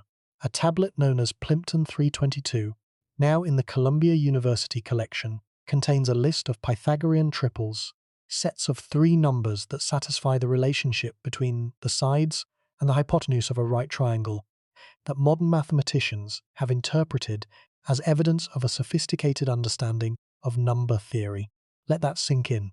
More than 1,000 years before the Greeks, who are commonly credited with the foundations of Western mathematics, the Mesopotamians had developed mathematical techniques that could solve complex equations, calculate areas and volumes, and analyze the properties of numbers. The mathematical knowledge preserved in cuneiform tablets challenges the narrative, still common in popular culture, that mathematics began with the Greeks. It did not.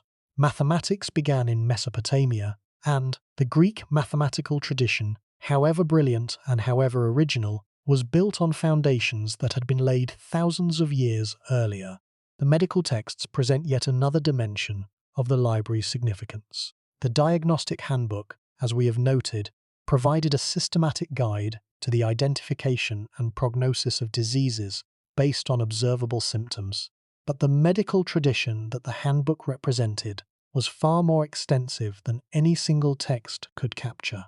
Therapeutic texts prescribed treatments that included herbal remedies, mineral preparations, bandaging, poultices, enemas, and fumigations. Surgical texts described procedures for treating wounds, draining abscesses, and performing other interventions. Pharmaceutical texts listed the ingredients, preparation methods, and dosages of hundreds of different medicinal preparations. The medical tradition represented in these texts was a complex blend of empirical observation and religious interpretation. The Mesopotamians did not draw a sharp distinction between natural and supernatural causes of disease.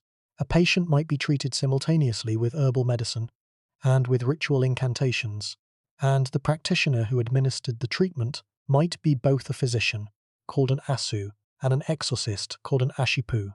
This integration of empirical and religious elements has sometimes led modern scholars to dismiss Mesopotamian medicine as mere superstition, a judgment that is both anachronistic and unfair. The empirical content of the medical texts, the careful observation of symptoms, the systematic classification of diseases, the detailed descriptions of treatments and their effects, represents genuine medical knowledge accumulated over centuries of clinical practice and transmitted through a tradition of scribal training that ensured its preservation. The legal texts in Ashurbanipal's library include copies of the famous Law Code of Hammurabi, the Babylonian king who ruled in the 18th century before the Common Era and who produced one of the most complete legal codes to survive from the ancient world. Hammurabi's code contains approximately 282 laws covering a wide range of civil and criminal matters, including property rights, commercial transactions, family law, inheritance, assault, theft, and professional liability.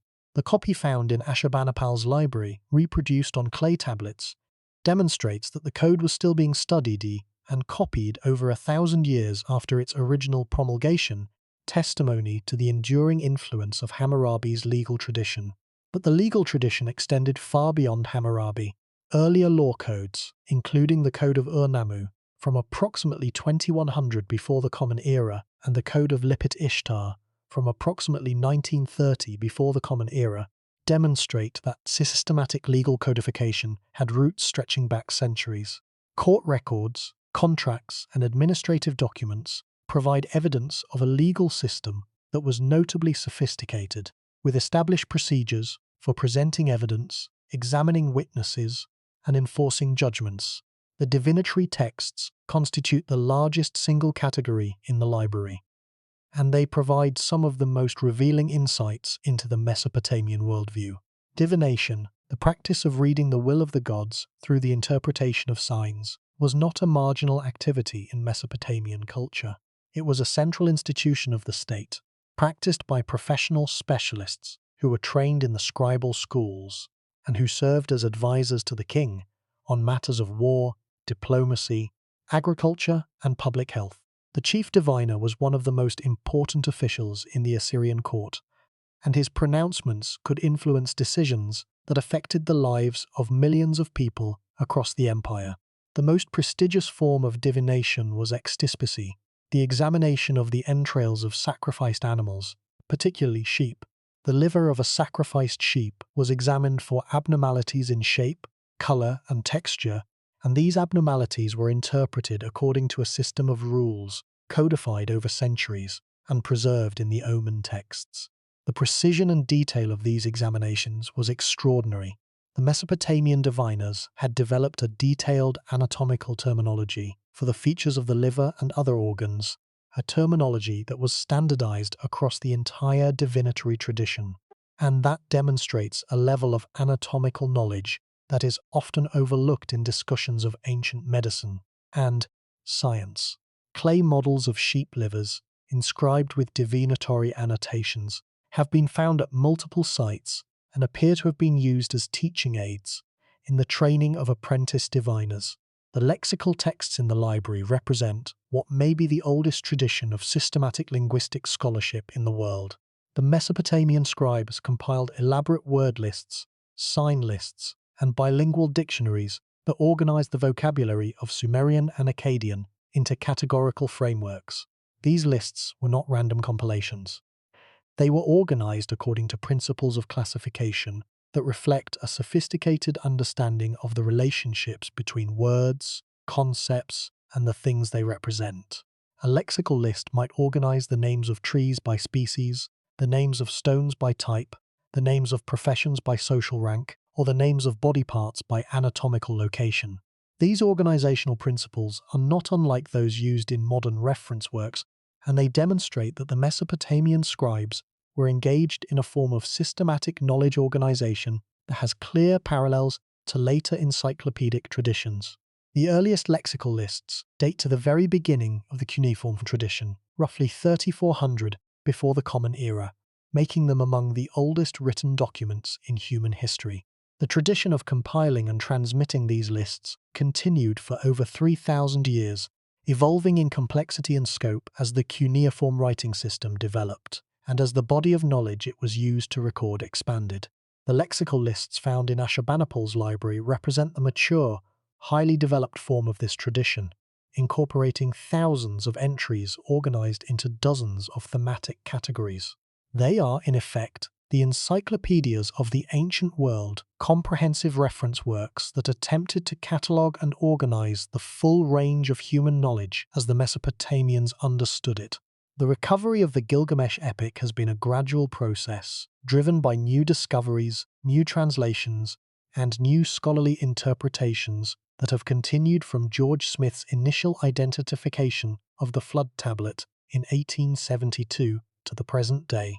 In 2015, a previously unknown passage of the epic was identified on a tablet that had been acquired by the Suleymaniye Museum in Iraqi Kurdistan.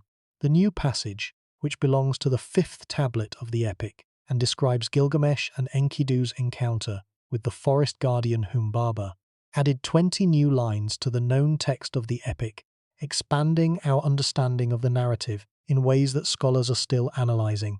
The passage describes the cedar forest in terms that are more detailed and more ecologically vivid than any previously known version, suggesting that the author of this particular version had a direct familiarity with the forests of the region, or was drawing on a literary tradition that valued naturalistic description more highly than the standard version found at Nineveh.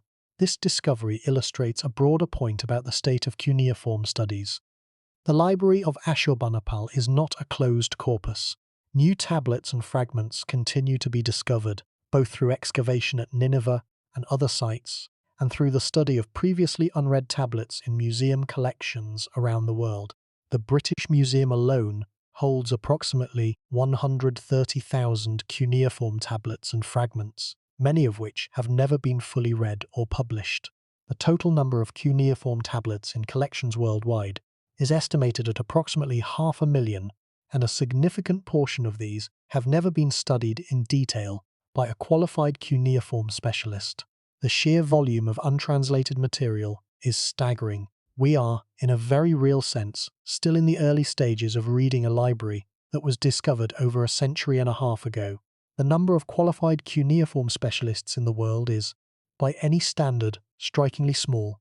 Assyriology, the academic discipline devoted to the study of ancient Mesopotamian languages, literature, and history, is practiced by perhaps a few hundred scholars worldwide, concentrated in a small number of universities in Europe, North America, and the Middle East.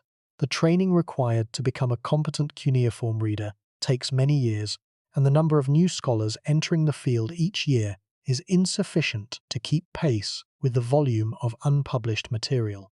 The result is a backlog of unread tablets that grows with each new excavation and each new acquisition by a museum or private collector. Modern technology has begun to address this backlog. Digital imaging of cuneiform tablets, which produces high-resolution photographs that can be studied by scholars anywhere in the world without access to the physical objects, has dramatically increased the number of scholars who can work on a given collection. Online databases of cuneiform texts, including the Cuneiform Digital Library Initiative and the database of Neo-Sumerian texts, have made tens of thousands of tablet images and transliterations available to anyone with internet connection. And computational approaches to cuneiform analysis, including machine learning algorithms trained to recognize cuneiform signs and assist in the reading of damaged or poorly preserved texts, are beginning to show promise as tools that could significantly accelerate the pace of tablet reading and translation. But the fundamental challenge remains. The number of cuneiform tablets in existence far exceeds the capacity of the scholarly community to read and publish them. Until the backlog is addressed, a significant portion of the knowledge contained in those tablets remains effectively inaccessible, locked in a script that can be read by only a small number of living specialists. The tablets are physically preserved, sitting safely in museum collections around the world, but they are intellectually inaccessible, their contents unknown to anyone who has not devoted years of specialized training to the study of cuneiform. In a very real sense, the library has been found but not yet fully read. The question of what remains to be discovered at Nineveh and at other Mesopotamian sites is one of the most tantalizing in modern archaeology. The excavations of Layard and Rassam covered only a portion of the mound of Kuyunjik, and substantial areas of the ancient city remain unexcavated. Modern survey techniques, including satellite imagery, ground-penetrating radar, and aerial photography, have revealed features beneath the surface that suggest the presence of unexcavated structures, some of which may contain additional tablets. The political and security situation in northern Iraq has made large-scale excavation difficult or impossible for much of the past several decades, but limited excavations conducted by Iraqi and international teams during periods of relative stability have continued to produce new finds. The broader landscape of cuneiform discovery extends far beyond Nineveh. Excavations at sites across Iraq, Syria, Turkey, and Iran have recovered cuneiform tablets from periods and locations that fill gaps in our understanding of Mesopotamian intellectual history. The discovery of approximately 17,000 tablets at Ebla in Syria in the 1970s revealed a previously unknown archive from the 3rd millennium before the Common Era, documenting an early Syrian civilization with extensive Mesopotamian contacts. The palace archives of Mari, discovered in the 1930s, contained approximately 25,000 tablets, documenting the diplomatic, economic, and military activities of a major city-state on the Middle Euphrates during the 18th century before the Common Era. The temple archives of Sippar yielded tens of thousands of tablets, spanning several centuries of Mesopotamian history. Each discovery has expanded the known corpus and revealed new dimensions of the intellectual tradition.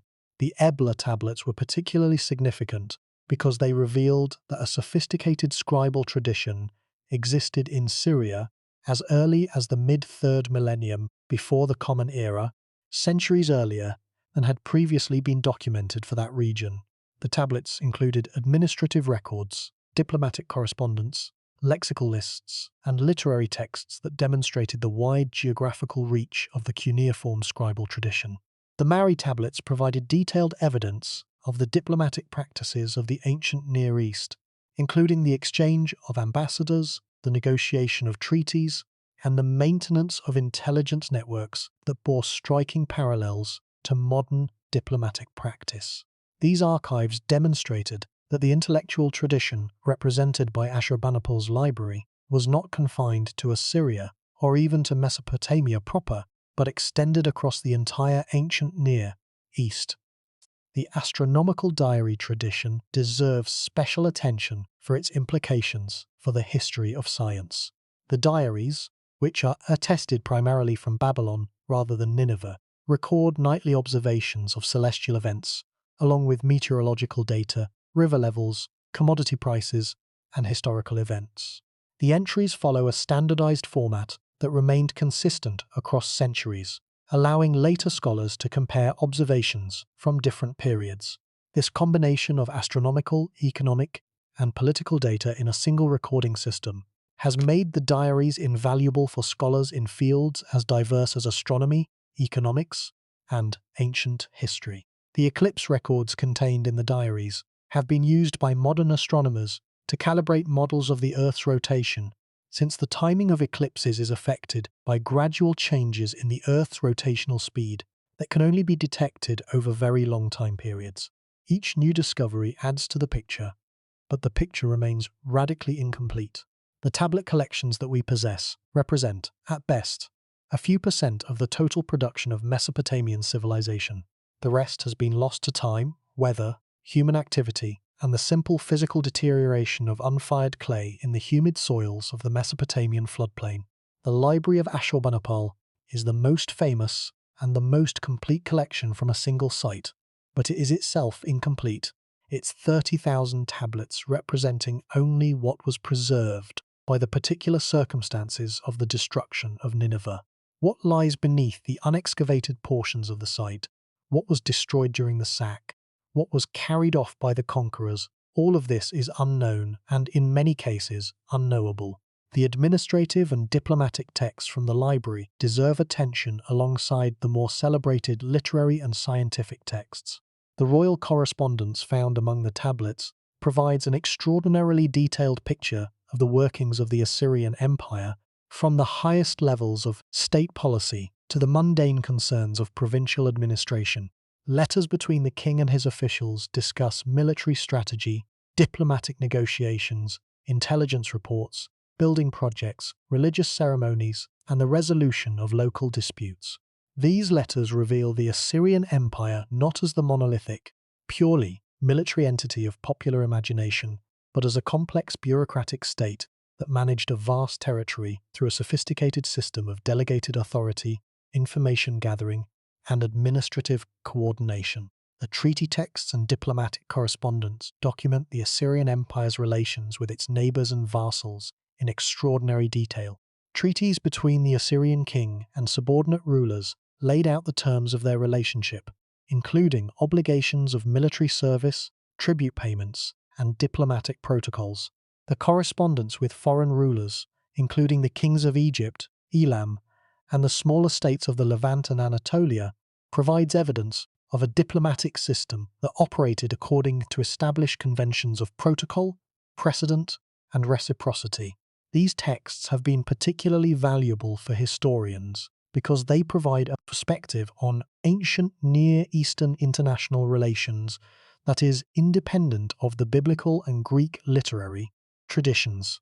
The ritual texts in the library document the religious life of the Assyrian state in comprehensive detail.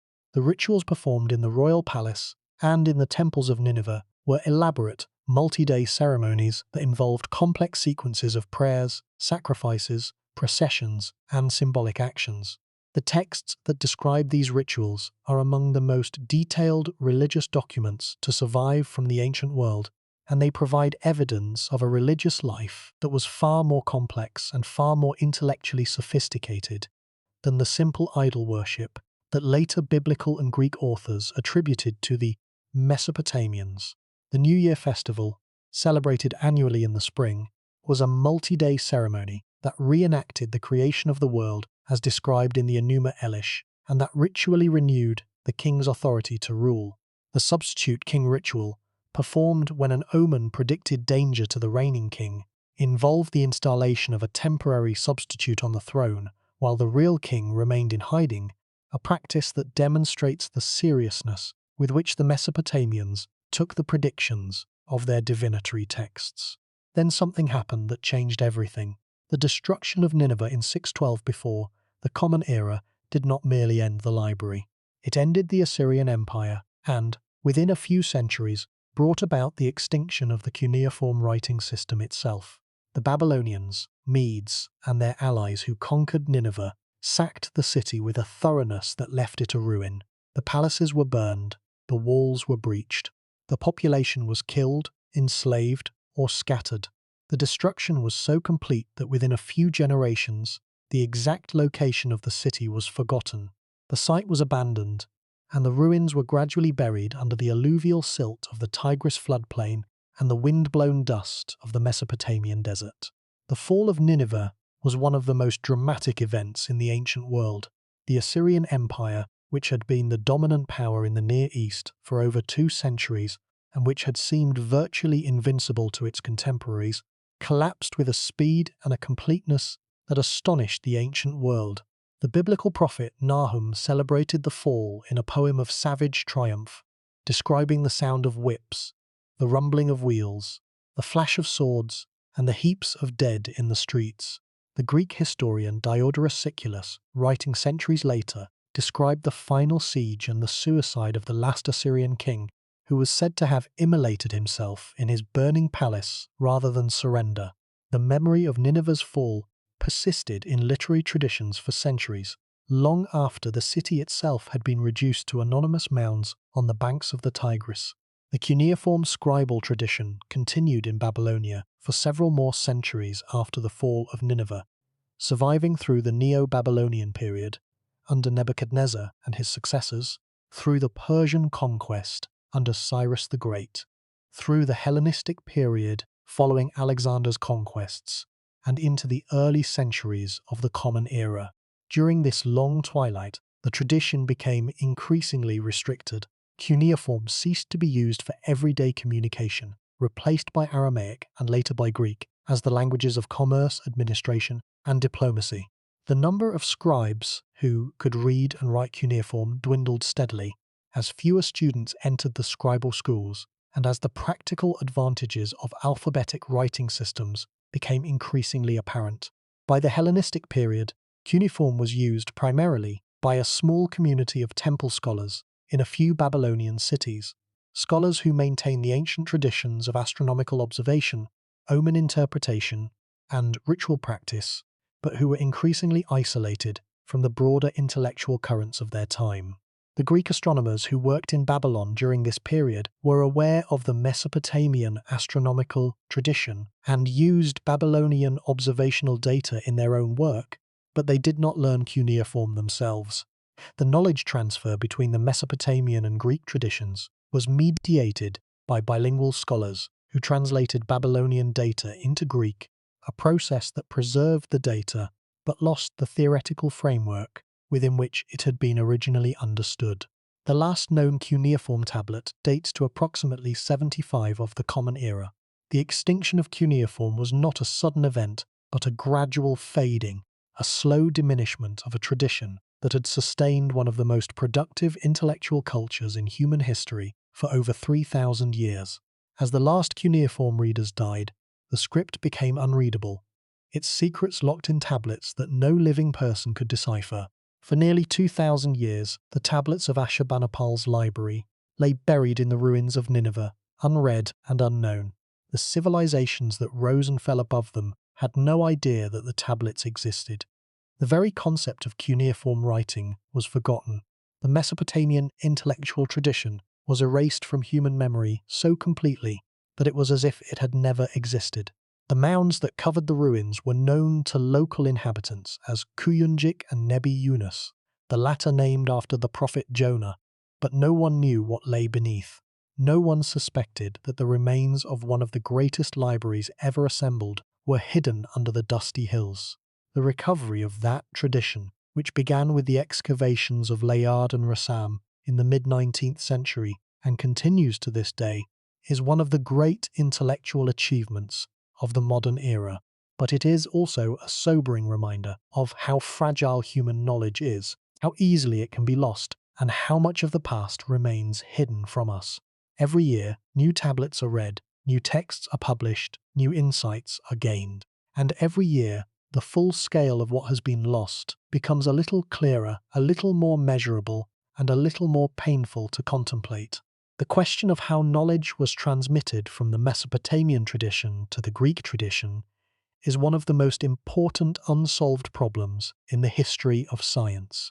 We know that Mesopotamian astronomical data was available to Greek astronomers because Greek astronomical works contain references to Babylonian observations. We know that Mesopotamian mathematical techniques influenced Greek mathematics because certain methods and problems appear in both traditions. We know that Mesopotamian literary motifs, including the flood narrative and elements of the Gilgamesh story, appeared in Greek literature because the parallels are too precise to be coincidental. But the exact channels of transmission remain poorly understood. Were Mesopotamian texts translated directly into Greek? Were they transmitted orally through bilingual intermediaries? Were they absorbed gradually through centuries of cultural contact in the cosmopolitan cities of the Hellenistic Near East? The answers to these questions remain elusive, in large part, because the cuneiform tradition and the Greek tradition are studied by different scholarly communities using different methods and different source materials. The integration of these two traditions into a single, coherent narrative of human intellectual history is one of the great unfinished tasks of modern scholarship. The Library of Ashurbanipal is, in the final analysis, both a monument and a warning. It is a monument to the human capacity for knowledge, for the systematic accumulation and preservation of intellectual achievement across generations and centuries and millennia. And it is a warning about the fragility of that achievement, about the ease with which the accumulated wisdom of an entire civilization can be lost, buried, forgotten, and erased from human memory. The tablets survived because they were made of clay, because the fire that destroyed the palace baked them hard, and because the rubble that buried them protected them from the weather. Without those accidents of material and circumstance, the library would be gone, and we would know nothing of what it contained. The survival of the library is not a testament to the permanence of knowledge. It is a testament to the role that luck plays in determining what survives and what is lost. The Ashurbanipal collection also preserves ritual texts of extraordinary complexity that document the religious life of the Assyrian court and the broader Mesopotamian temples. The Namburbi rituals, designed to avert the evil predicted by unfavorable omens, involved elaborate sequences of prayers, offerings, and symbolic actions that could extend over several days. The Bitrimki or bathhouse rituals were purification ceremonies performed for the king that involved ritual washing, the recitation of incantations, and the offering of sacrifices to specific deities. These texts provide a window into the religious experience of the ancient Mesopotamians that is more detailed and more intimate than anything available for any other ancient civilization of comparable Antiquity. The scholarly commentary tradition preserved in the library is another feature that distinguishes the Mesopotamian intellectual tradition from popular perceptions of it. Some tablets contain not only the text of a composition, but also commentary explaining difficult words, interpreting obscure passages, and providing alternative readings from different manuscript traditions. These commentary texts demonstrate that the Mesopotamian scribes were not merely passive copyists. They were active interpreters of the texts they transmitted, scholars who engaged critically with the material they worked on, and who developed a tradition of textual analysis that anticipated, in its essential methods, the scholarly practices of later civilizations. The study of the library's content has also revealed unexpected connections between different fields of Mesopotamian knowledge. The astronomical observations, for example, were not pursued in isolation from other forms of inquiry. They were integrated with the omen tradition, the ritual calendar, the agricultural cycle, and the administrative needs of the state. The medical texts were connected to the religious and magical traditions through the shared assumption that disease was a sign from the gods, and that healing required both empirical treatment and ritual intervention. The legal texts were connected to the administrative records through the shared institutions of the Assyrian bureaucracy. The lexical texts were connected to every other category of text through their role as reference tools for the scribal profession. The library was not a collection of disconnected specialties. It was a comprehensive archive of an integrated intellectual culture, a culture in which every field of knowledge was connected to every other field through a web of shared assumptions, shared methods, and shared institutions. The profound lesson of the Library of Ashurbanipal, the lesson that becomes clearer with each new tablet that is read and each new text that is published, is that the human intellectual tradition is both deeper and more fragile than we commonly assume. It is deeper because the roots of our knowledge extend back not merely to the Greeks or the Romans, but to the very dawn of literacy, to a civilization that was producing works of literature, science, law, and philosophy when the Parthenon was still thousands of years in the future. And it is more fragile because the example of Mesopotamia shows us that even the most sophisticated and most extensive intellectual tradition can be extinguished, that the accumulated wisdom of millennia can be lost in a few generations, and that the tablets on which that wisdom is recorded can sit in the earth for thousands of years, unread and unknown, waiting for someone to dig them up and begin the long, patient work of understanding what they contain. The cuneiform writing system itself, the vehicle through which all of this knowledge was recorded and transmitted, deserves recognition as one of the most significant human inventions. For over 3,000 years, cuneiform served as the primary writing system of the ancient Near East, used to write at least a dozen different languages and to record every category of human thought and activity, from the mundane details of grain distribution to the most elevated expressions of religious devotion and literary creativity. The system's complexity, with its hundreds of signs and its multiple levels of meaning, made it difficult to learn and restricted its use to a trained elite. But it was precisely this complexity that made cuneiform such a powerful and versatile tool for recording the full range of human experience. The simplicity of alphabetic writing systems, which eventually replaced cuneiform, made literacy more accessible, but also made it easier for writing to become a disposable medium used for temporary communication rather than permanent preservation. The cuneiform scribes, who invested years of training in mastering their craft, treated writing as a sacred activity, an act of permanent creation that connected the present to the past and the past to the future. The respect that these scribes held for their tradition is evident in the care with which they copied texts, in the colophons they added to record their sources and their methods, and in the curses they inscribed against anyone who might damage or alter their work. These scribes understood, perhaps more clearly than any other group of writers in human history, that the act of writing was an act of preservation, that every tablet they inscribed was a link in a chain of transmission that stretched back to the origins of civilization, and that they hoped would extend forward into an indefinite future. That chain was eventually and irreversibly broken, finally severed by the forces of conquest and cultural change. But the links that survive, the clay tablets that have come down to us across the millennia, remain among the most precious objects in the heritage of humanity. Everything we have discussed so far concerns the specific contents of Ashurbanipal's library, the specific texts that were found, the specific knowledge systems they encoded, and the specific processes of discovery and decipherment that brought them to light. But beneath these specifics lies a deeper truth, a truth that concerns not just what was found in the library, but what the library's existence tells us about the nature of human knowledge, the depth of the human past, and the vastness of what we have lost and can never recover. The deeper truth is this: the Library of Ashurbanipal was not the beginning of the Mesopotamian intellectual tradition, it was the culmination. It was the final, systematic gathering of a body of knowledge that had been accumulating for over 2,000 years before Ashurbanipal was born. The texts on those clay tablets were not new compositions. They were copies, compilations, and editions of works that had been written, revised, and transmitted across dozens of generations of scribes, in dozens of cities, across the entire breadth of Mesopotamia and beyond. The library was the endpoint of a chain of transmission that stretched back to the very origins of writing itself. This is not science fiction.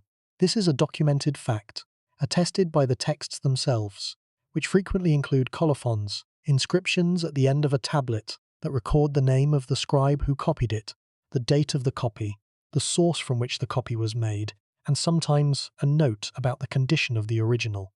These colophons reveal that many of the texts in Ashurbanipal's library were copies of originals that were hundreds or even thousands of years old.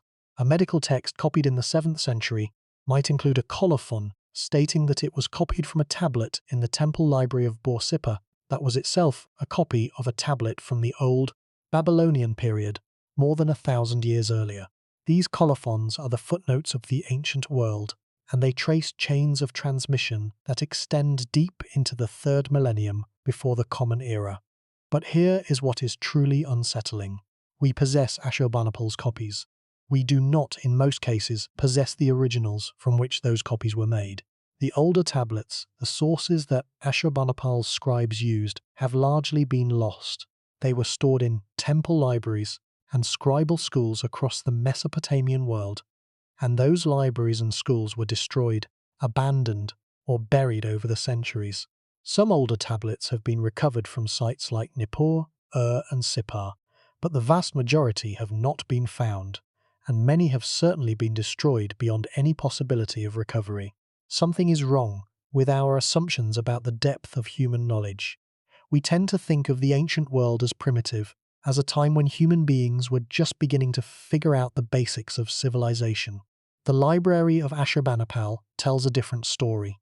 It tells us that by the 7th century before the Common Era, the Mesopotamian intellectual tradition was already incredibly ancient, incredibly diverse, and incredibly sophisticated.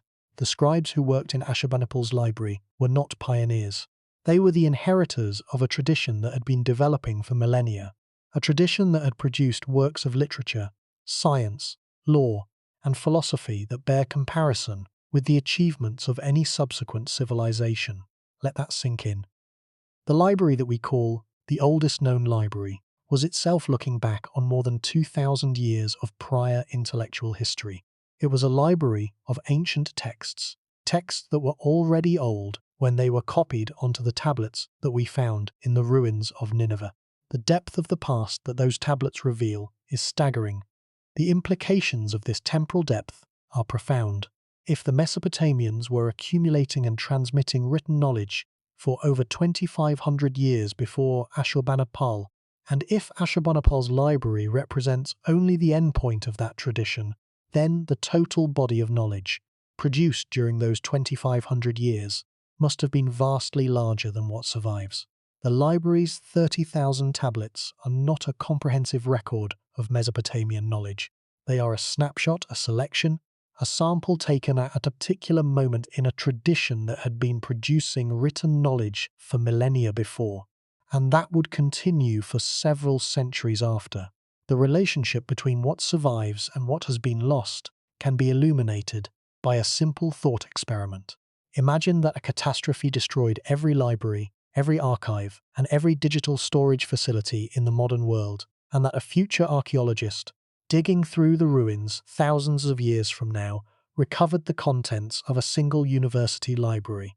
That library would contain a vast amount of information, millions of words spanning every field of human knowledge, but it would be a tiny fraction of the total knowledge produced by modern civilization. It would contain references to books and journals and databases that the archaeologist could never find.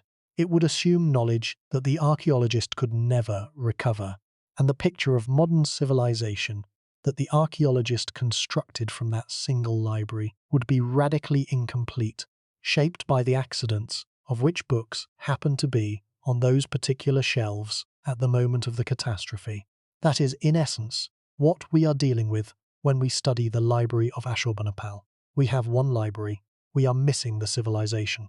The question of what was lost, what existed in the Mesopotamian intellectual tradition, but did not make it into Ashurbanipal's library or into the archaeological record, is one of the most important and most unanswerable questions in the study of the ancient world.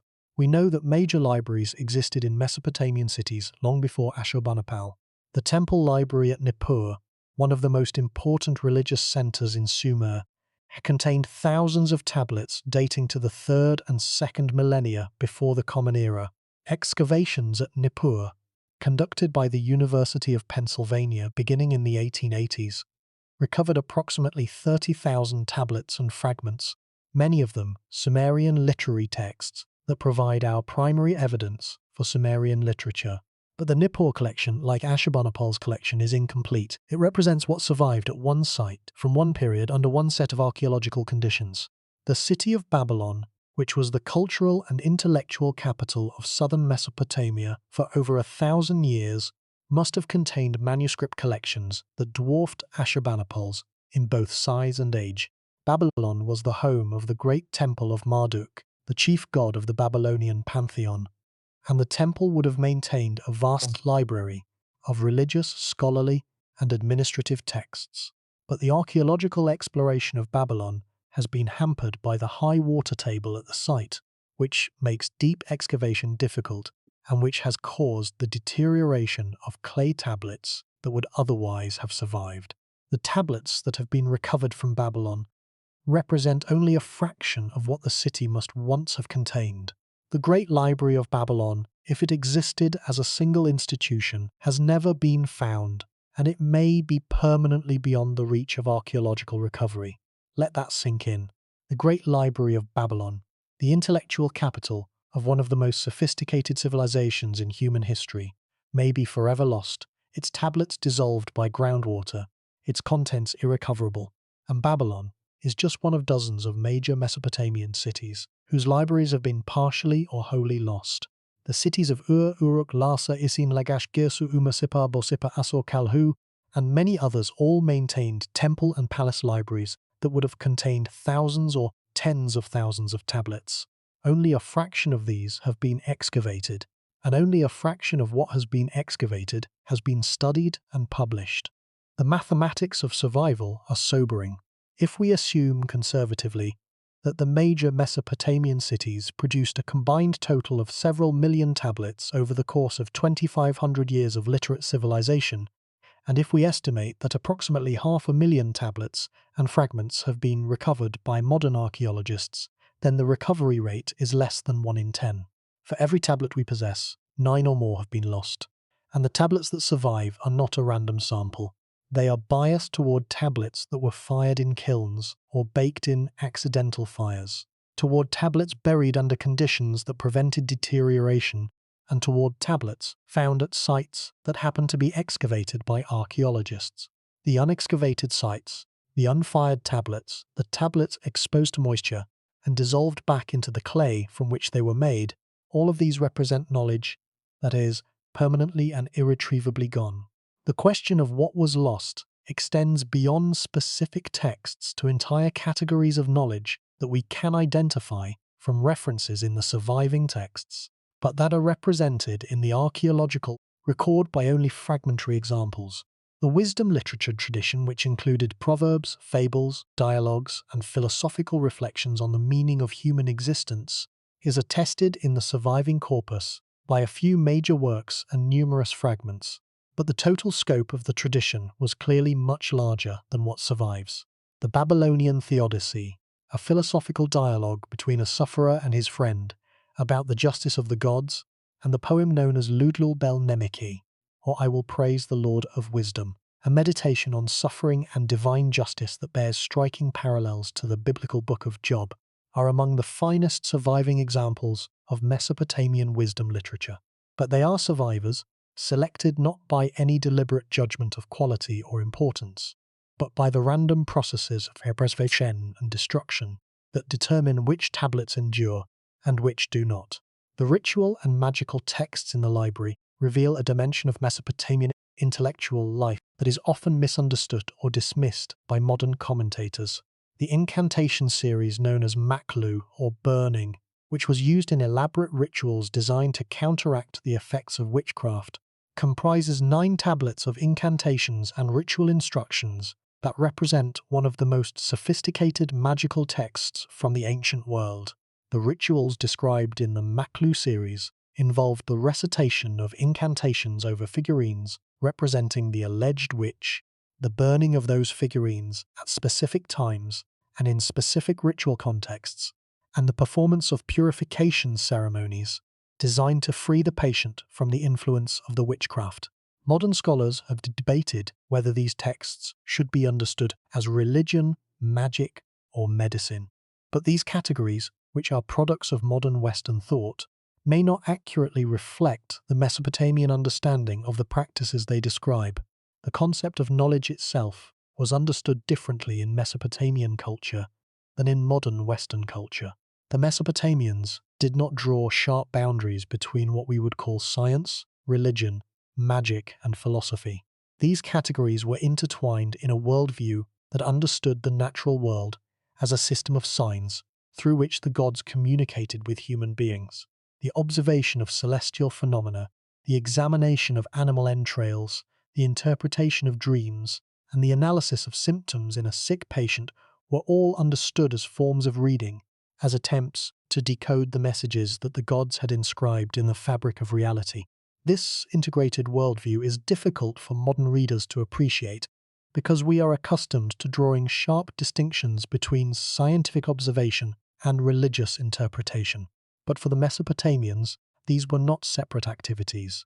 They were aspects of a single, unified project, the attempt to understand the world and to act wisely within it. The modern study of Mesopotamian intellectual history is also limited by the geographical and temporal biases of the archaeological record. The tablets that survive come disproportionately from a small number of major sites that have been extensively excavated: Nineveh, Nippur, Babylon, Sippar, and a few others. The intellectual life of the many smaller cities, towns, and villages of Mesopotamia is largely unknown, because these sites have not been excavated or have been excavated only partially. The scribal schools and temple libraries of provincial towns would have maintained their own collections, produced their own texts, and developed their own local traditions of scholarship. But the evidence for these local traditions is fragmentary at best. The temporal bias is equally significant. The surviving tablets come disproportionately from certain periods that happen to have produced tablets under conditions favourable to preservation. The Old Babylonian period and the Neo-Assyrian period are well represented in the archaeological record because tablets from these periods were frequently fired in kilns or baked in accidental fires. The intervening periods, particularly the Kassite period and the Middle Babylonian period, are much less well represented, not because these periods were less productive, but because the conditions of preservation were less favourable. The result is a record with gaps, periods of silence in which the intellectual tradition presumably continued, but from which few tablets have survived. The modern world's encounter with Mesopotamian civilization has also been shaped by the political circumstances of the region. Iraq, the modern nation that occupies the territory of ancient Mesopotamia, has been affected by war, political instability, and economic hardship for much of the 20th and 21st centuries. The Iraq Museum in Baghdad, which held one of the most important collections of cuneiform tablets in the world, was looted during the chaos that followed the fall of Baghdad in April 2003. Although many of the stolen artifacts were eventually recovered, the looting highlighted the vulnerability of Mesopotamian cultural heritage to the forces of modern conflict. The destruction of archaeological sites by the Islamic State between 2014 and 2017 was a particularly devastating blow. The ancient Assyrian capital of Nimrud was bulldozed and dynamited by militants in 2015. The site of Nineveh itself was damaged by tunneling operations conducted beneath the tomb of Jonah. These acts of deliberate destruction represent a form of cultural erasure that echoes, in modern form, the ancient destruction that buried the library in the first place. The knowledge destroyed in these modern attacks cannot be reconstructed from any other source, and the losses are not merely academic, but represent a diminishment of the shared cultural heritage of our species. This is not science fiction. This is happening now in our own time to sites and collections that contain evidence of one of the oldest literate civilizations in human history. The threats are not abstract, they are specific, ongoing, and in many cases irreversible. The deeper truth about the Library of Ashurbanipal is that it is both a treasure and a torment. It is a treasure because it preserves, in extraordinary detail, a portion of one of the oldest and most important intellectual traditions in human history. It allows us to read the thoughts of human beings who lived nearly 3,000 years ago, to study their knowledge systems, to appreciate their achievements, and to understand their worldview in a way that would be impossible without the survival of the tablets. But it is a torment because it reveals, by implication, the magnitude of what has been lost. The library is a window, and through that window we can see the outlines of a vast landscape of knowledge that extends in every direction, far beyond the narrow view that the window provides. We can see enough to know that the landscape was rich, diverse, and extensive, but we cannot see the landscape itself. We can see only the tiny portion that the window frames, and we must reconstruct the rest from inference, analogy, and imagination. The modern world's encounter with Mesopotamian civilization has also been shaped by the political circumstances of the region in which the tablets were found. Iraq, the modern nation that occupies the territory of ancient Mesopotamia, has been affected by war, political instability, and economic hardship for much of the 20th and 21st centuries. The Iran-Iraq War of the 1980s, the Gulf War of 1991, and the Iraq War that began in 2003 all caused damage to archaeological sites and museum collections. The Iraq Museum in Baghdad, which held one of the most important collections of cuneiform tablets in the world, was looted during the chaos that followed the fall of Baghdad in April 2003. Although many of the stolen artifacts were eventually recovered, the looting highlighted the vulnerability of Mesopotamian cultural heritage to the forces of modern conflict. The ongoing threat to unexcavated archaeological sites in Iraq and Syria from illegal digging, development, and armed conflict is a continuing concern for scholars and preservationists. Every cuneiform tablet that is illegally removed from its archaeological context, sold on the black market, and placed in a private collection is a tablet that has been severed from the information that its context could have provided. The provenance of a tablet, its location within a site, the stratigraphy of the layer in which it was found, the other objects found in association with it, all of this contextual information is essential for the full interpretation of the tablet's contents, and it is lost when the tablet is removed without proper archaeological documentation. The destruction of archaeological sites by the Islamic State in Iraq and Syria between 2014 and 2017 was a particularly devastating blow to the cultural heritage of the ancient Near East. The ancient Assyrian capital of Nimrud, where Layard had conducted some of his most important excavations, was bulldozed and dynamited by Islamic State militants in 2015.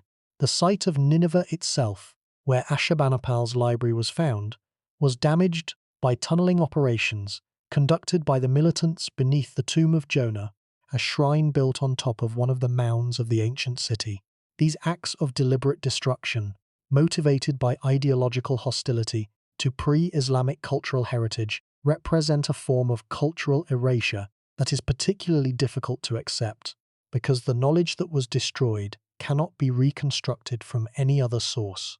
This is not science fiction. This is happening now, in our own time, to sites and collections that contain evidence of one of the oldest literate civilizations in human history. The threats are not abstract. They are specific, ongoing, and in many cases irreversible. And the losses they cause are not merely academic. They are losses of human heritage, of the shared cultural inheritance of our species, of the tangible evidence of what our ancestors knew, thought, and believed at the very dawn of the literate era. The library of Ashurbanipal is the most famous survivor of this tradition, but it is, by the standards of the tradition it represents, a latecomer, a final gathering of ancient knowledge assembled on the eve of the tradition's extinction. The deeper truth is that the tradition itself, the full scope of what was known and written in Mesopotamia over 25 centuries of literate civilization, is largely beyond our reach. We have the library. We do not have the civilization that produced it. We have the snapshot. We do not have the movie. And the gap between the two, between what we possess and what once existed, is a gulf so vast that we are only beginning to comprehend its dimensions. The deeper truth about the library of Ashurbanipal is that it is both a treasure and a torment. It is a treasure because it preserves, in extraordinary detail, a portion of one of the oldest and most important intellectual traditions in human history. It allows us to read the thoughts of human beings who lived nearly 3,000 years ago, to study their knowledge systems, to appreciate their achievements, and to understand their worldview in a way that would be impossible without the survival of the tablets. But it is a torment because it reveals, by implication, the magnitude of what has been lost. The library is a window, and through that window we can see the outlines of a vast landscape of knowledge that extends in every direction, far beyond the narrow view that the window provides. We can see enough to know that the landscape was rich, diverse, and extensive, but we cannot see the landscape itself. We can see only the tiny portion that the window frames, and we must reconstruct the rest from inference, analogy, and imagination. The library also challenges us to reconsider what we mean by progress. The conventional narrative of human intellectual history treats progress as linear, a steady advance from ignorance to knowledge, from superstition to science, from primitive beginnings to modern sophistication. The library of Ashurbanipal complicates this narrative because it demonstrates that knowledge can be lost as well as gained, that civilizations can move backward as well as forward, and that the accumulated wisdom of millennia can vanish in a single generation if the institutions that maintain it are destroyed. The Mesopotamian scribal tradition, which had been accumulating knowledge for over 2,500 years, was extinguished within a few centuries after the fall of the Assyrian Empire. The knowledge that those scribes had so carefully preserved was not superseded by better knowledge. It was simply lost, buried beneath the sand, unreadable and unreachable, until modern archaeology began the long, slow process of recovery. The library poses a final question that is perhaps the most unsettling of all. If the Mesopotamian scribal tradition, which was sustained by powerful empires, wealthy temples, and a professional class of trained specialists, could be extinguished so completely that even the memory of its existence was erased, what does that tell us about the vulnerability of our own intellectual traditions? We live in an age of unprecedented information production and storage. We produce more written text in a single day than the entire Mesopotamian civilization produced in a century. We store our knowledge in digital formats that can be copied, distributed, and backed up with a speed and efficiency that would have been inconceivable to Ashurbanipal's scribes. But digital storage is also fragile. Hard drives fail, servers crash, file formats become obsolete. The digital infrastructure on which our knowledge depends requires constant maintenance, constant updating, and constant investment. If that infrastructure were to fail, if the institutions that maintain it were to be destroyed or abandoned, how long would our knowledge last? The library of Ashurbanipal, built of clay, survived for over 2,500 years in the rubble of a destroyed city. How many of our digital files will survive for even a century? The library of Ashurbanipal is the most famous survivor of the Mesopotamian tradition, but it is, by the standards of the tradition it represents, a latecomer, a final gathering of ancient knowledge assembled on the eve of the tradition's extinction. The deeper truth is that the tradition itself, the full scope of what was known and written in Mesopotamia over 25 centuries of literate civilization, is largely beyond our reach. We have the library. We do not have the civilization that produced it. We have the snapshot. We do not have the movie. And the gap between the two is a gulf so vast that we are only beginning to comprehend its dimensions. The awareness of loss is itself a form of knowledge. When we study the Library of Ashurbanipal and understand the vast tradition that lay behind it, we gain not only the specific information contained in the surviving tablets, but also a new perspective on the depth and the vulnerability of human knowledge itself. We learn that the intellectual history of our species is far longer, far richer, and far more complex than the conventional narratives suggest. We learn that civilizations can rise to extraordinary heights of intellectual achievement and then fall so completely that even the memory of their existence is erased. And we learn that the survival of knowledge depends not on the inherent merit of the knowledge itself, not on its importance or its beauty or its truth, but on the material circumstances of its preservation, the durability of the medium on which it was recorded, the particular sequence of catastrophes and rescues that determined whether the building in which it was stored burned or flooded or was buried gently under protective layers of debris. The Mesopotamian scribes who sat in the tablet houses, pressing their reed styluses into wet clay, believed that they were performing an act of permanent preservation. They believed that the words they inscribed would endure, that the knowledge they recorded would be available to future generations of scribes who would copy their tablets, study their texts, and continue the intellectual tradition they were maintaining. They were right about the durability of the medium. The clay tablets they produced have survived for thousands of years, outlasting every other writing medium known to the ancient world. But they were wrong about the continuity of the tradition. The tradition they maintained was extinguished. The scribes who would have copied their tablets never came. The knowledge they preserved was buried and forgotten for over 2,000 years. The tablets endured, but the civilization that gave them meaning did not. The tablets endured, but the civilization that gave them meaning did not. And this is perhaps the deepest truth of all. Knowledge is not merely information recorded on a physical medium. It is a living tradition, sustained by communities of practitioners who understand it, who use it, who teach it to the next generation, and who connect it to the broader fabric of their culture and their experience. When the community dies, the knowledge dies with it, even if the physical records survive. The tablets of Ashurbanipal's library sat in the ground for over 2,000 years, physically intact but intellectually dead, their contents locked in a script that no living person could read. The knowledge they contained was not lost to fire or flood or decay. It was lost to silence, to the absence of a community that could give those inscribed marks meaning. The recovery of that meaning, which began in the 19th century and continues today, is an act of resurrection, a bringing back to life of voices that had been silenced for over 2 millennia. Every cuneiform text that is read for the first time by a modern scholar is a moment in which that silence is broken, in which a voice from the ancient world speaks again after an unimaginable interval of muteness. These moments of recovery are precious, and they are ongoing.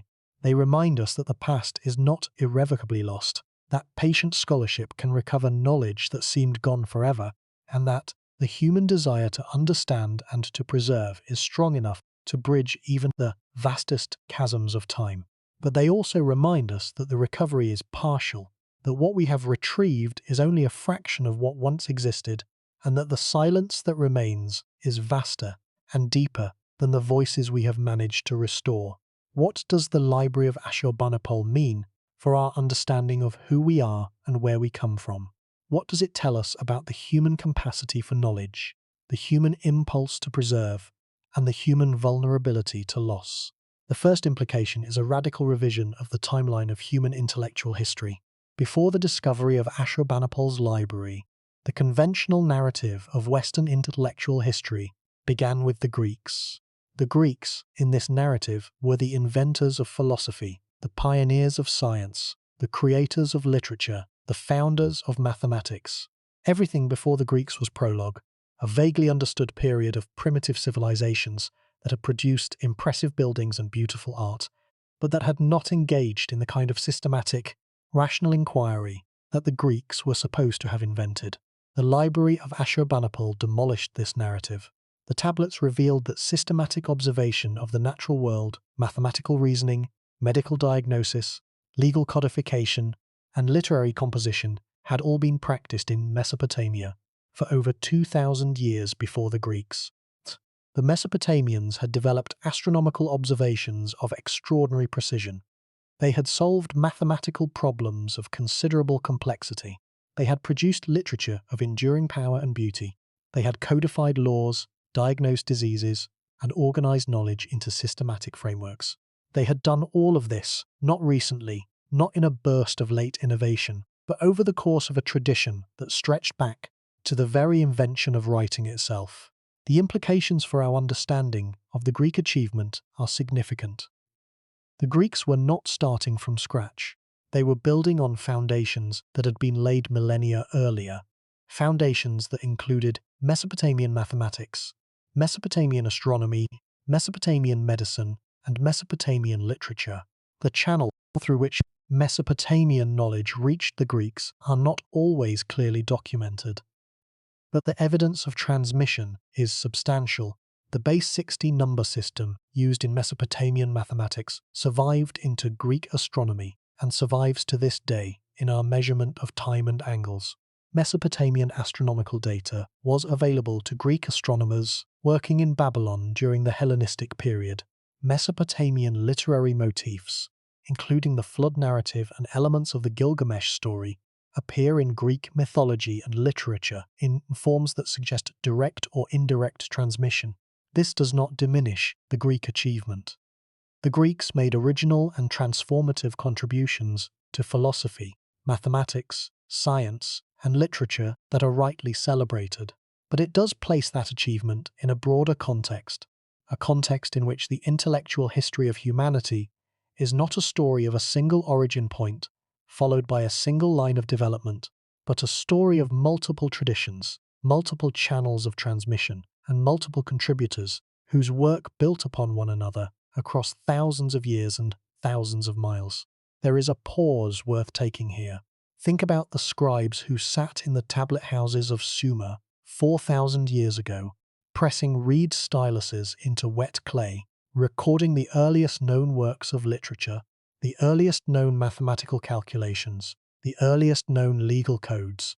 These were real people with real lives, real families, and real concerns. They lived in mud brick houses in cities that are now buried beneath the desert. They worshipped gods whose names we can now read on the tablets they left behind. They solved mathematical problems that demonstrate a level of abstract reasoning that challenges our assumptions about the intellectual capacities of ancient peoples. And they recorded their thoughts, their stories, their prayers, and their observations on a medium that proved to be more durable than any other writing material in history. The second implication of the library is a recognition of the catastrophic scale of knowledge loss in the ancient world. The Library of Ashurbanipal is the largest and most complete collection of cuneiform texts from a single site, but it represents, as we have seen, only a tiny fraction of the total written output of Mesopotamian civilization. The temples, palaces, and scribal schools of dozens of Mesopotamian cities produced millions of tablets over the course of 2,500 years of literate history. The vast majority of those tablets are lost. The knowledge they contained, the observations they recorded, the ideas they expressed, the stories they told, all of this is gone, irrecoverable, unknowable. The scale of this loss is difficult to grasp because we have no frame of reference for it. When we talk about the loss of the Library of Alexandria, we are talking about the loss of a single institution, however large and however important. When we talk about the loss of the Mesopotamian cuneiform tradition, we are talking about the loss of an entire civilization's written output over a period of over 2 millennia. The two losses are not comparable in scale. The Mesopotamian loss is vastly larger, vastly older, and vastly less understood because we do not even know, in most cases, what was lost. We do not have catalogues or inventories of the libraries that were destroyed. We do not have descriptions of the texts that vanished. We have only the surviving tablets, the fragments that happen to be preserved by accident or design, and the tantalizing awareness that they represent only the smallest fraction of what once existed. The recognition of Mesopotamian contributions to human intellectual history has been slow and incomplete. In the century and a half since the library was discovered, scholars have made extraordinary progress in reading, translating, and interpreting the tablets. But the popular understanding of the ancient world has not kept pace with scholarly knowledge. The standard narrative of Western intellectual history, as taught in schools and presented in popular media, still begins with the Greeks.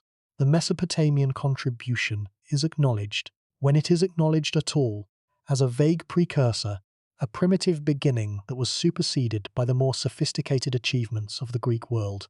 This narrative is wrong, and the Library of Ashurbanipal is the most powerful evidence of its wrongness.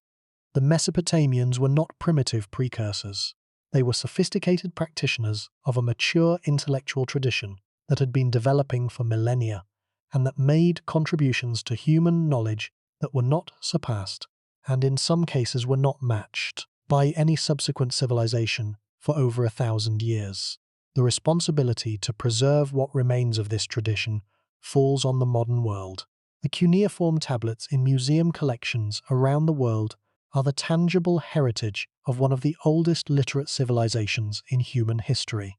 They require careful conservation, systematic study, and ongoing publication to make their contents available to future generations. The sites in Iraq and Syria where additional tablets may still lie buried require protection from looting, development, and armed conflict. The scholarly community that studies cuneiform needs support, training, and resources to address the enormous backlog of unread material that has accumulated over a century and a half of excavation. And the public needs to be educated about the significance of the Mesopotamian intellectual tradition so that the political and financial support needed for preservation and scholarship can be sustained over the long term. The third implication is a challenge to the way we think about the relationship between literacy, knowledge, and civilization. The Library of Ashurbanipal demonstrates that the impulse to collect, organize, and preserve knowledge is not a product of modern culture or even of classical Greek culture. It is a feature of literate civilization itself, present from the very earliest period of human literacy. The Sumerians, who invented writing, also invented the library, not as a conscious innovation but as an inevitable consequence of the accumulation of written records over time. Once you can write, you can accumulate. Once you can accumulate, you need to organize. Once you organize, you have a library. The progression is as natural as it is inevitable, but the progression is also reversible. Libraries can be destroyed, writing systems can be forgotten, entire literate traditions can be extinguished. The Mesopotamian cuneiform tradition, which sustained one of the most productive intellectual cultures in human history for over 2,500 years, was eventually replaced by simpler alphabetic writing systems and was forgotten so completely that when the tablets were finally uncovered in the 19th century, no living person could read them. The recovery of cuneiform, one of the great scholarly achievements of the modern era, was the recovery of a lost world, a world that had been hidden in plain sight for millennia, its records buried beneath the cities and fields of modern Iraq, unreadable and unknown. The vulnerability of writing systems to extinction is a sobering reminder that the technologies we use to record knowledge are not permanent. Cuneiform was replaced by the alphabet. The alphabet may, in time, be replaced by digital encoding. And digital encoding, for all its power and efficiency, has its own vulnerabilities, as we have seen in the deterioration of digital storage media and the obsolescence of digital file formats. The lesson of the cuneiform tradition is that no writing system, no storage medium, and no preservation technology is immune to the forces of time, neglect, and cultural change. The survival of knowledge depends not on the inherent durability of the medium in which it is recorded, but on the sustained commitment of human communities to maintain, transmit, and renew the traditions of literacy and scholarship that give the medium its meaning. The recognition of Mesopotamian contributions to human intellectual history has been slow and incomplete. In the century and a half since the library was discovered, scholars have made extraordinary progress in reading, translating, and interpreting the tablets. But the popular understanding of the ancient world has not kept pace. The standard narrative of Western intellectual history, as taught in schools and presented in popular media, still begins with the Greeks. The Mesopotamian contribution is acknowledged, when it is acknowledged at all, as a vague precursor that was superseded by the more sophisticated achievements of the Greek world. This narrative is wrong, and the library of Ashurbanipal is the most powerful evidence of its wrongness. The Mesopotamians were not primitive precursors. They were sophisticated practitioners of a mature intellectual tradition that had been developing for millennia, and that made contributions to human knowledge that were not surpassed, and in some cases were not matched, by any subsequent civilization for over 1,000 years. The responsibility to preserve what remains of this tradition falls on the modern world. The cuneiform tablets in museum collections require careful conservation, systematic study, and ongoing publication to make their contents available to future generations. The sites in Iraq and Syria, where additional tablets may still lie buried, require protection from looting, development, and armed conflict. The scholarly community that studies cuneiform needs the support, training, and resources to address the enormous backlog of unread material, and the public needs to be educated about the significance of the Mesopotamian intellectual tradition, so that the support needed for preservation and scholarship can be sustained over the long term. There is a pause worth taking here, a moment to consider what this means for our understanding of ourselves. The scribes of Sumer and Akkad and Assyria were not alien beings. They were human beings, with the same cognitive capacities, the same emotional range, and the same fundamental need to make sense of the world that we possess today. The mathematical problems they solved, the astronomical observations they recorded, the literary works they composed, the legal codes they drafted, all of these are evidence of minds as capable, as curious, and as creative as any that have existed since. The only difference between their civilization and ours is not one of capacity, but of circumstance, of the accidents of geography, technology, and history that determined which civilizations flourished and which ones fell. If the Mesopotamian tradition had survived unbroken and fully intact, if the cuneiform scribes had never stopped copying and transmitting their tablets to the next generation, the intellectual history of humanity would look very different from the story we tell today.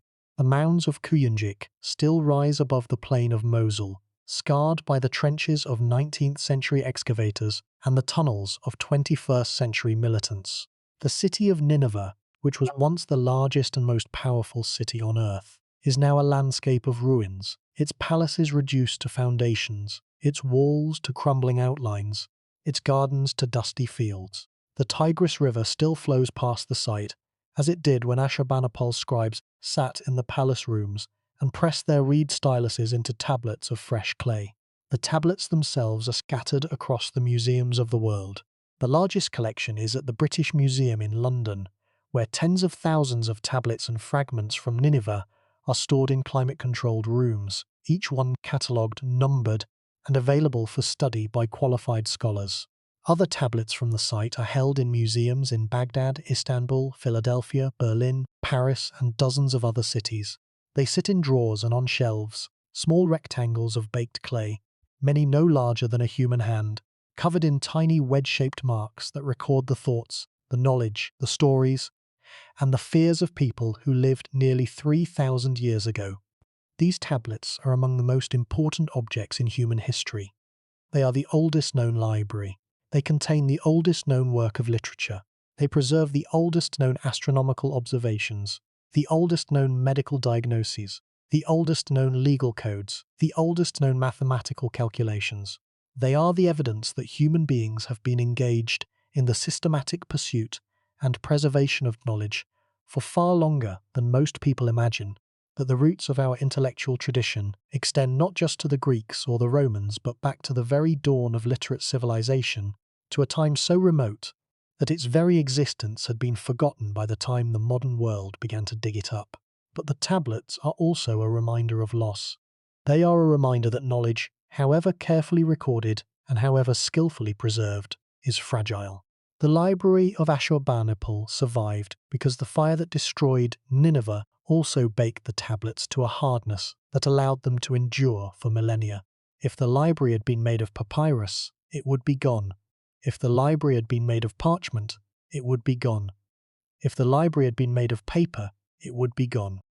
The survival of the library is an accident of material, a quirk of chemistry and physics that turned destruction into preservation. It is not a testament to the permanence of knowledge.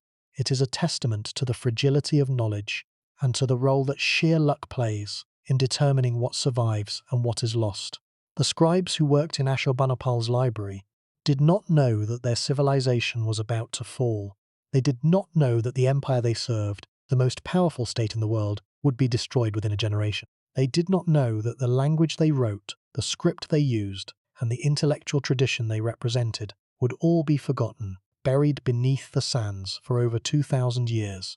They sat in their rooms, in the palace of the king who had commanded them to gather the wisdom of the world, and they copied tablets that had been copied before them by generations of earlier scribes, preserving a tradition that they believed would continue forever. It did not continue forever, it ended. The scribes died, the library burned, the city fell, the empire collapsed, the writing system was abandoned, the language was forgotten, and for over 2,000 years, the thoughts that those scribes had so carefully recorded lay in darkness, unread, unknown, and unreachable. Then we found them. We dug into the mounds. We uncovered the tablets. We deciphered the script. We read the words. And we discovered that the people who had written those words were not strangers. They were us. They wondered about the same things we wonder about. They feared the same things we fear. They sought knowledge for the same reasons we seek it: to understand the world, to prepare for the future, to make sense of the brief and bewildering experience of being alive. The king who built the library was driven by the same impulse that drives every scholar, every scientist, every librarian, and every curious mind in the modern world. The conviction that knowledge is worth having, that it is worth preserving, and that it is worth passing on to those who come after. There is a moment, in the study of ancient Mesopotamia, when the distance between the past and the present collapses. It happens when you read a text that was written 3,000 years ago, and you recognize in it something deeply, unmistakably human. It happens when you read the lament of Gilgamesh for his dead friend Enkidu, and you feel the grief of a man confronting loss for the first time. It happens when you read a letter from a worried mother to her son in a distant city, asking him to write more often and to take care of his health. It happens when you read a student's exercise tablet, full of the awkward signs of a child learning to write, and you recognize the universality of the educational experience. It happens when you read the astronomical diaries, and you see the patient, methodical work of observers who sat up night after night, watching the sky and recording what they saw, driven by the same curiosity and the same desire to understand the natural world that drives scientists today. In those moments, the clay tablets cease to be archaeological artifacts and become what they were always intended to be: records of human thought, preserved across an unimaginable span of time, speaking to us in voices that are strange in their language and their cultural context, but familiar in their humanity. The tablets remind us that the human capacity for knowledge, for wonder, for systematic inquiry, for creative expression, and for the preservation of what is known is not a recent development. It is as old as civilization itself. It is perhaps what civilization means. The story of the Library of Ashurbanipal is the oldest story we have about the human relationship with knowledge. It is a story about ambition and achievement, about the extraordinary lengths to which a single ruler went to gather the wisdom of his world into a single collection. It is a story about destruction and loss, about the fire that consumed the palace and the millennia of silence that followed. And it is a story about recovery and rediscovery, about the moment when the modern world reached down into the rubble of the ancient world and pulled out a handful of clay tablets that changed everything we thought we knew about our own past. Every tablet in the collection is a message from the deep past, a voice speaking across a gulf of nearly 3,000 years, saying, "We were here, we thought, we wrote, we wondered, we knew more than you think." And what we knew, what we wrote on these small pieces of clay, is only a fraction of what we knew. The rest is gone, dissolved back into the earth from which the clay was taken, absorbed into the silence that follows every civilization that fails to pass its knowledge on. The tablets remain. The silence around them is vast. And the question they pose to the modern world is the same question that every lost library, every buried city, every forgotten civilization poses to those who discover their remains. What will you do with what you have found? And will you do better than we did at ensuring that what you know is not lost when your own time comes to an end? The mounds stand, the river flows, the tablets speak, and the silence waits. There is a moment in the study of ancient Mesopotamia when the distance between the past and the present collapses entirely. It happens when you read a text that was written 3,000 years ago and you recognize in it something deeply and unmistakably human. It happens when you read the lament of Gilgamesh for his dead friend Enkidu and you feel the grief of a man confronting loss for the first time. It happens when you read a letter from a worried mother to her son in a distant city, asking him to write more often and to take care of his health. It happens when you read a student's exercise tablet full of the awkward signs of a child learning to write, and you recognize the universality of the educational experience. In those moments, the clay tablets cease to be archaeological artifacts and become what they were always intended to be: records of human thought, preserved across an unimaginable span of time, speaking to us in voices that are strange in their language but familiar in their humanity.